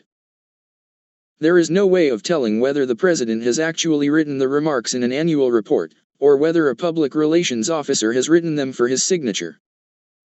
Attractive photographs and nicely colored charts do not necessarily reflect a close-knit and able management team working in harmony and with enthusiasm. Allowing the general wording and tone of an annual report to influence a decision to purchase a common stock is much like buying a product because of an appealing advertisement on a billboard. The product may be just as attractive as the advertisement. It also may not be. For a low-priced product, it may be quite sensible to buy in this way, to find out how attractive the purchase really is. With a common stock, however, few of us are rich enough to afford impulse buying. It is well to remember that annual reports nowadays are generally designed to build up stockholder goodwill. It is important to go beyond them to the underlying facts. Like any other sales tool, they are prone to put a corporation's best foot forward. They seldom present balanced and complete discussions of the real problems and difficulties of the business. Often they are too optimistic. If, then, an investor should not let a favorable reaction to the tone of an annual report overly influence his subsequent action, how about the opposite? Should he let an unfavorable reaction influence him? Usually not, for again it is like trying to appraise the contents of a box by the wrapping paper on the outside. There is one important exception to this, however. This is when such reports fail to give proper information on matters of real significance to the investor. Companies which follow such policies are usually not the ones most likely to provide the background for successful investment. For don't assume that the high price at which a stock may be selling in relation to earnings is necessarily an indication that further growth in those earnings has largely been already discounted in the price. There is a costly error in investment reasoning that is common enough to make it worthy of special mention. To explain it, let us take a fictitious company. We might call it the XYZ Corporation. XYZ has qualified magnificently for years in regard to our 15 points. For 3 decades there has been constant growth in both sales and profits, and also there have been enough new products under development to furnish strong indication of comparable growth in the period ahead. The excellence of the company is generally appreciated throughout the financial community. Consequently, for years XYZ stock has sold for from 20 to 30 times current earnings. This is nearly twice as much for each dollar earned as the sales price of the average stock that has made up, say, the Dow Jones Industrial Averages. Today this stock is selling at just twice the price-earnings ratio of the Dow Jones Averages. This means that its market price is twice as high in relation to each dollar it is earning as is the average of the stocks comprising these Dow Jones Averages in relation to each dollar they are earning. The XYZ management has just issued a forecast indicating it expects to double earnings in the next 5 years. On the basis of the evidence at hand, the forecast looks valid. Whereupon a surprising number of investors jump to false conclusions. They say that since XYZ is selling twice as high as stocks in general, and since it will take 5 years for XYZ's earnings to double, the present price of XYZ stock is discounting future earnings ahead. They are sure the stock is overpriced. No one can argue that a stock discounting its earnings 5 years ahead is likely to be overpriced. The fallacy in their reasoning lies in the assumption that 5 years from now XYZ will be selling on the same price-earnings ratio as will the average Dow Jones stock with which they compare it. For 30 years this stock, because of all those factors which make it an outstanding company, has been selling at twice the price-earnings ratio of these other stocks. Its record has been rewarding to those who have placed their faith in it. If the same policies are continued, 5 years from now its management will bring out still another group of new products that in the ensuing decade will swell earnings in the same way that new products are increasing earnings now and others did 5, 10, 15, and 20 years ago. If this happens, why shouldn't this stock sell 5 years from now for twice the price-earnings ratio of these more ordinary stocks just as it is doing now and has done for many years past? If it does, and if the price-earnings ratio of all stocks remain about the same, XYZ's doubling of earnings 5 years from now will also cause its price to have doubled in the market over this 5-year period. On this basis, this stock, selling at its normal price-earnings ratio, cannot be said to be discounting future earnings at all. Obvious, isn't it? Well, look around you and see how many supposedly sophisticated investors get themselves crossed up on this matter of what price-earnings ratio to use in considering how far ahead a stock is actually discounting future growth. This is particularly true if a change has been taking place in the background of the company being studied. Let us now consider the ABC company instead of the XYZ Corporation. The two companies are almost exactly alike except that the ABC company is much younger. Only in the last 2 years has its fundamental excellence been appreciated by the financial community to the point that its shares, too, are now selling at twice the price-earnings ratio of the average Dow Jones stock. It seems almost impossible for many investors to realize, in the case of a stock that in the past has not sold at a comparably high price-earnings ratio, that the price-earnings ratio at which it is now selling may be a reflection of its intrinsic quality and not an unreasonable discounting of further growth. What is important here is thoroughly understanding the nature of the company, with particular reference to what it may be expected to do some years from now. If the earnings spurt that lies ahead is a one-time matter, and the nature of the company is not such that comparable new sources of earning growth will be developed when the present one is fully exploited, that is quite a different situation. Then the high price-earnings ratio does discount future earnings. This is because, when the present spurt is over, the stock will settle back to the same selling price in relation to its earnings as run-of-the-mill shares. However, if the company is deliberately and consistently developing new sources of earning power, and if the industry is one promising to afford equal growth spurts in the future, the price-earnings ratio 5 or 10 years in the future is rather sure to be as much above that of the average stock as it is today. Stocks of this type will frequently be found to be discounting the future much less than many investors believe. This is why some of the stocks that at first glance appear highest priced may, upon analysis, be the biggest bargains. 5. Don't quibble over eighths and quarters. I have used fictitious examples in attempting to make clear various other matters. This time I will use an actual example. A little over 20 years ago, a gentleman who in most respects has demonstrated a high order of investment ability wanted to buy 100 shares of a stock listed on the New York Stock Exchange. On the day he decided to buy, the stock closed at 35.5. On the following day it sold repeatedly at that price. But this gentleman would not pay 35.5. He decided he might as well save $50. He put his order in at 35. He refused to raise it. The stock never again sold at 35. Today, almost 25 years later, the stock appears to have a particularly bright future. As a result of the stock dividends and splits that have occurred in the intervening years, it is now selling at over 500. In other words, in an attempt to save $50, this investor failed to make at least $46,500.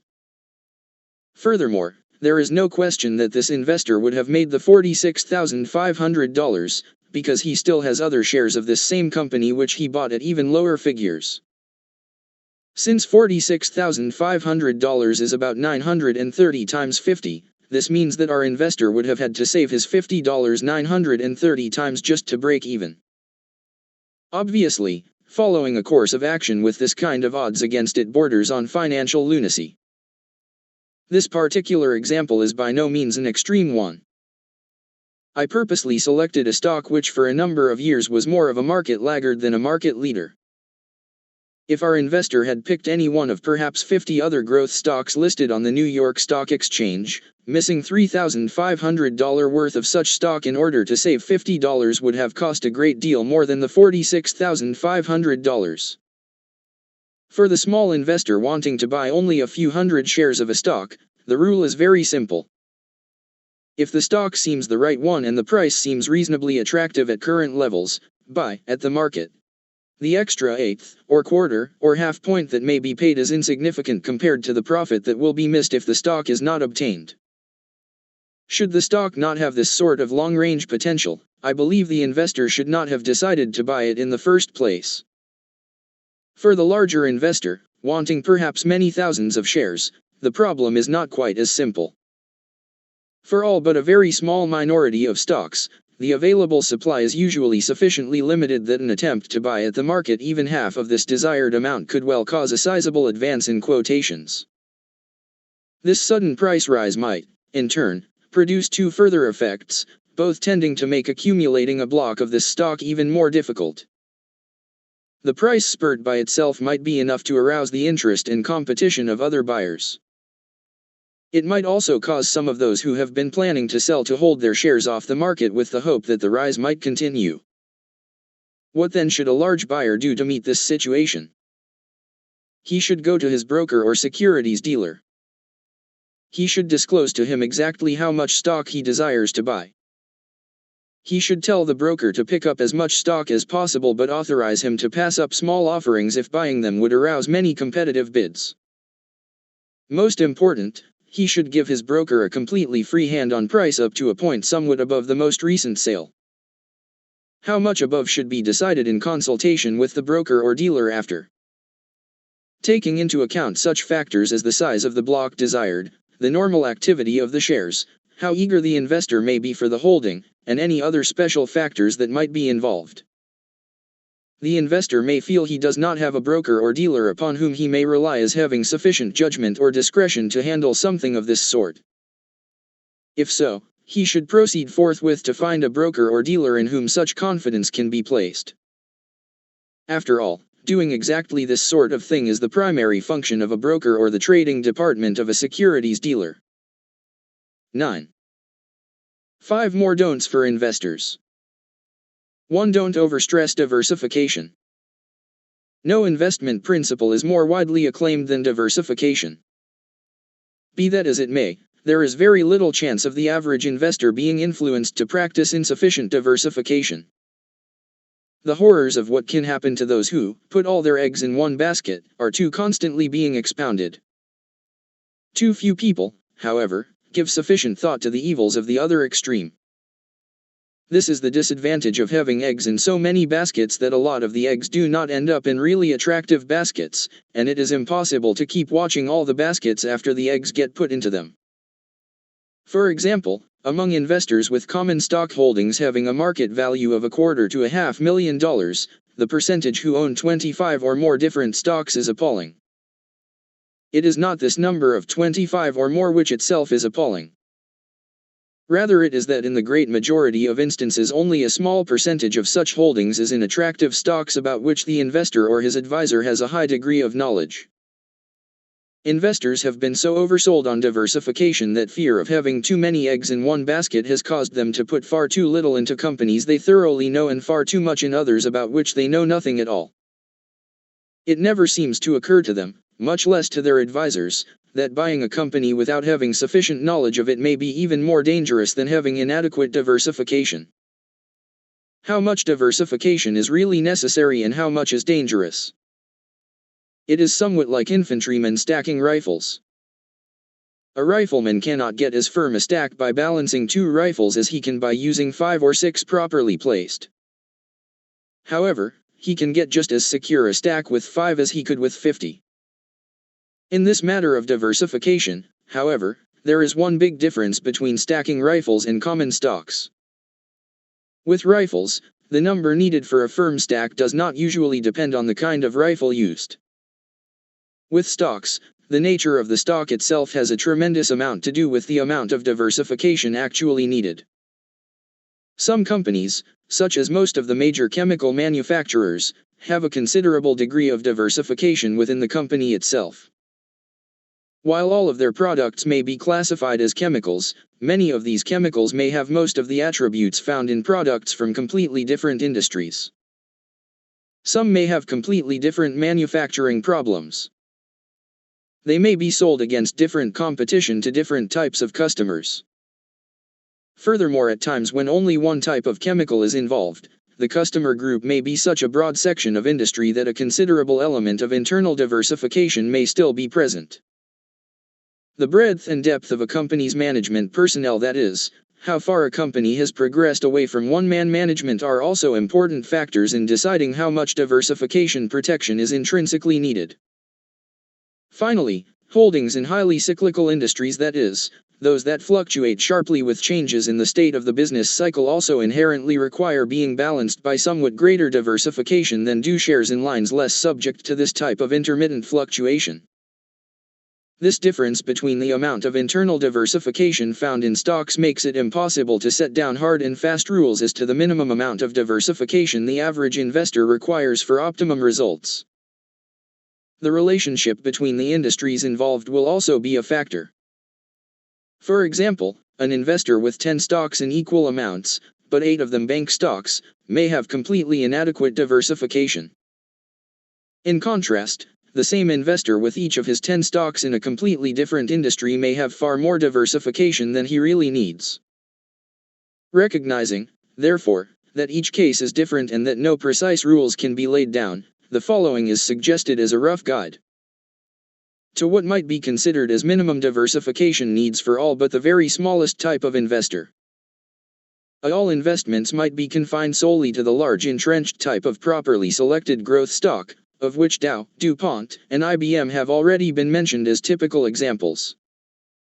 In this event, the investor might have a minimum goal of 5 such stocks in all. This means that he would not invest over 20% of his total original commitment in any one of these stocks. It does not mean that should one grow more rapidly than the rest, so that 10 years later he found 40% of his total market value in one stock, he should in any sense disturb such a holding. This assumes, of course, that he has gotten to know his holding and the future continues to look at least as bright for these stocks as has the recent past. An investor using this guide of 20% of his original investment for each company should see that there is no more than a moderate amount of overlapping, if any, between the product lines of his 5 companies. Thus, for example, if Dow were one of his 5 companies, there would seem to me to be no reason why DuPont might not be another. There are relatively few places where the product lines of these 2 companies overlap or compete. If he were to have Dow and some other company closer to Dow in its fields of activity, his purchase might still be a wise one provided he had sufficient reason for making it. Having these 2 stocks in similar lines of activity might prove very profitable over the years. However, in such an instance the investor should keep in mind that his diversification is essentially inadequate, and therefore he should be alert for troubles which might affect the industry involved. Some or all of his investments might fall into the category of stocks about midway between the young growth companies with their high degree of risk and the institutional type of investment described above. These would be companies with a good management team rather than one-man management. They would be companies doing a volume of business somewhere between $15 and $100 million a year and rather well entrenched in their industries. At least 2 of such companies should be considered as necessary to balance each single company of the A type. In other words, if only companies in this B group were involved, an investor might start out with 10% of his available funds in each. This would make a total of 10 stocks in all. However, companies in this general classification can vary considerably among themselves as to their degree of risk. It might be prudent to consider those with the greater inherent risk as candidates for 8% of original investment, rather than 10%. In any event, looking to each stock of this class as a candidate for 8 to 10% of total original investment in contrast to 20% for the A group should again provide the framework for adequate minimum diversification. Companies of this B group are usually somewhat harder for the investor to recognize than those of the A or institutional type. Therefore it might be worthwhile to furnish a brief description of one or two such companies which I have had the opportunity to observe rather closely and which could be considered typical examples. Let us see what I said about such companies in the original edition and how they appear today. The first B company to which I referred was P.R. Mallory. I said, P.R. Mallory & Co., Inc., enjoys a surprising degree of internal diversification. Its principal products are components for the electronic and electrical industries, special metals, and batteries. For its more important product lines it is a major factor in the respective industries, and in a few of them it is the largest producer. Many of its product lines, such as electronic components and special metals, serve some of the most rapidly growing segments of American industry, giving indications that Mallory's growth should continue. In 10 years sales have increased almost fourfold to a volume of about $80 million in 1957, with about one-third of this increase resulting from carefully planned outside acquisitions and about two-thirds from internal growth. Profit margins over this period have been a bit lower than would normally be considered satisfactory for a company of this B group, but part of this is attributable to above-average expenditures on research. More significantly, steps have been taken which are beginning to show indications of important improvement in this factor. Management has demonstrated considerable ingenuity under a dynamic president, and in recent years has been increasing importantly in depth. Mallory shares enjoyed about a five-fold increase in value during the 10-year period of 1946 to 1956, frequently selling around 15 times current earnings. Perhaps investment-wise one of the most important factors about Mallory lies not within the company itself but in its anticipated own herd interest in the Mallory Sharon Metals Corporation. This company is being planned as a combination of the Mallory Sharon Titanium Corporation, half of which is owned by P.R. Mallory & Co., and which has already proved to be an interesting venture for Mallory and National Distillers operations in the raw material stages of the same industry. This new company gives indication of being one of the lowest cost integrated titanium producers and as such should play a major role in the probable growth of this young industry. Meanwhile, the corporation in 1958 is expected to start its first commercially significant zirconium product and has within its organization considerable know-how in other commercially new, wonder metals, such as tantalum and columbium. This partially owned company gives indications of becoming a world leader in not one but a series of metals that promise to play a growing part in the atomic, chemical, and guided missile age of tomorrow. As such, it could be an asset of tremendous dollar significance to increase the growth that appears inherent in Mallory itself. If I were writing these words today, slightly over 2 years later, I would write them somewhat differently. I would tone down moderately my enthusiasm for the possible contributions of the one-third owned Mallory Sharon Metals Corporation. I think everything I said 2 years ago could still occur. However, particularly so far as titanium is concerned, I believe it may take longer to find and develop sizable markets for this metal than had seemed to be the case 2 years ago. On the other hand, I would be inclined to strengthen my words for the Mallory Company itself by about the degree I would weaken them for its affiliate. The trend I mentioned of increasing management in depth has progressed importantly during this period. While Mallory, as a component supplier to the durable goods industry, is in a line of business that is bound to feel the ravages of any major general slide, the management showed unusual adroitness in adjusting to 1958 conditions and held earnings to $1.89 per share against the all-time peak of $2.06 the year before. Earnings came back fast in 1959 and promised to make new records for the full year somewhere around $2.75 per share. Furthermore, these earnings are being established in the face of decreasing but still heavy costs for certain of the newer divisions. This showing gives promise that if general economic conditions remain reasonably prosperous, significant further growth in profits will be seen in 1960. Mallory stock is one of the few examples cited in this book that to date has done worse rather than better than the market as a whole. Although I suspect this company has been more successful than some of its competitors in meeting Japanese competition in the electronic components phases of its business, this threat may be a reason for the relatively poor market action. Another reason may be lack of interest by much of the financial community in a business that is not easily classified in one industry or another, but cuts across several. This may change in time, particularly as awareness grows that its miniature battery lines are not so far removed from some glamorous growth fields, for they should grow with the steady trend toward miniaturization in electronics. At any rate, this stock, which was at 35 when the first edition was written, after allowing for 2% stock dividends since, is now selling at 37 1/4. Now let us see what I said about the other B Group example I discussed in the original edition.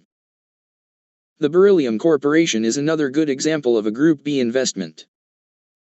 The corporate title of this company has a young company implication that causes uninformed people to assume that the stock carries with it a greater degree of risk than may actually exist. A low-cost producer, it is the only integrated company making master alloys of beryllium copper and beryllium aluminum, and also operating a fabricating plant in which the master alloy is turned into rod, bar, strip, extrusions, etc., and, in the case of tools, into finished products. Sales have increased about 6 times during the 10-year period ending in 1957 to a total of approximately $16 million. A growing percentage of these sales is to electronic, computing machine, and other industries, promising rapid growth in the years ahead. With important new uses such as beryllium copper dyes just beginning to be of sales importance, it would seem that the good growth rate of the past 10 years may be just an indication of what is to come. This would tend to justify the price-earnings ratio of around 20 at which this stock has frequently sold in the past 5 years. Indicating that this growth may continue for many years to come, the RAND Corporation, brilliant research arm of the Air Force owned by the government, has been quoted in the press as predicting an important future in the 1960s for the as yet almost non-existent field of beryllium metal as a structural material. The RAND Corporation, among other things, correctly foretold, shortly after the war, the development in titanium. More immediate than any eventual market that may develop for beryllium as a structural material, 1958 should see this company bring into volume production another brand new product. This is beryllium metal for atomic purposes. This product, being made in a completely separate plant from the older master alloy lines, is under long-term contract to the Atomic Energy Commission.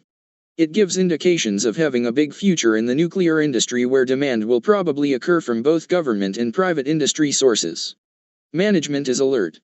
In fact, this company qualifies rather favorably under our 15 points in regard to all aspects but one, where the deficiency is realized and steps have already been started to correct it. As in the case of Mallory, the past 2 years have brought both pluses and minuses to the picture I portrayed at that time. However, the favorable developments seem to have by far outweighed the unfavorable, as should be the case if a company is to prove the right sort of investment. On the unfavorable side, the prospects for beryllium copper dyes, mentioned 2 years before, appear to have lost much of their luster, and the long-term growth curve of the entire alloy end of the business may be somewhat less brisk than indicated in that description. Meanwhile, nuclear demand for beryllium metal over the next few years appears to be somewhat less now than it was then. However, possibly far outbalancing this, there are steadily increasing signs that there may be a most dramatic growth in the demand for beryllium metal for many types of airborne purposes. The start of this demand is already here. It is appearing in so many places and for so many different kinds of products that no one is safe in predicting what its limitations may be. This may not prove quite as favorable as might otherwise be judged, for it may make the field so attractive as to bring threats of a major competitive technological breakthrough from some company not now in the field. However, fortunately, the company may have made major strides in strengthening itself in the only one of our 15 points where it had been weak. This was in its research activities. How has the stock responded to all this? When the first edition was written, it was at 16.16, after allowing for the various stock dividends that have been paid since. Today it is at 26.5, a gain of 64%. A few other companies, with which I am somewhat less familiar but which I believe have management, trade position, growth prospects, and other characteristics which easily qualify them as good examples of this B Group, are Foot Minerals Company, Friden Calculating Machine Co., Inc., and Sprague Electric Company. Each of these companies has proven a highly desirable investment for those who have held the shares for a period of years. Sprague Electric roughly quadrupled in value during the 1947 to 1957 period. Friden stock was first offered to the public in 1954, but in less than 3 years it had increased about 2.5 times in market value. By 1957 it was selling at better than 4 times the price at which blocks of stock are believed to have changed hands privately about a year prior to this public offering. These price increases, satisfactory as they might appear to most investors, were relatively minor compared to what has happened to the shares of the Foot Minerals Company. This stock was listed on the New York Stock Exchange early in 1957. Prior to that time the stock was traded over the counter and was first available to the public in 1947. At that time the stock was selling at about $40 per share. Due to stock dividends and split UPS, the investor who purchased 100 shares at the time of the original financing in 1947 and held on now has over 2,400 shares. The stock recently sold at approximately $50. See finally, there are the small companies with staggering possibilities of gain for the successful, but complete, or almost complete loss of investment for the unsuccessful. I have already pointed out elsewhere why I believe the amount, if any, of such securities in an investment list should vary according to the circumstances and goals of the particular investor. However, there are 2 good rules to follow in regard to investments of this type. One has already been mentioned. Never put any funds into them that you cannot afford to lose. The other is that larger investors should never at the time of the original investment put over 5% of available funds into any one such company. As pointed out elsewhere, one of the risks of the small investor is that he may be too small to obtain the spectacular prospects of this type of investment and still get the benefits of proper diversification.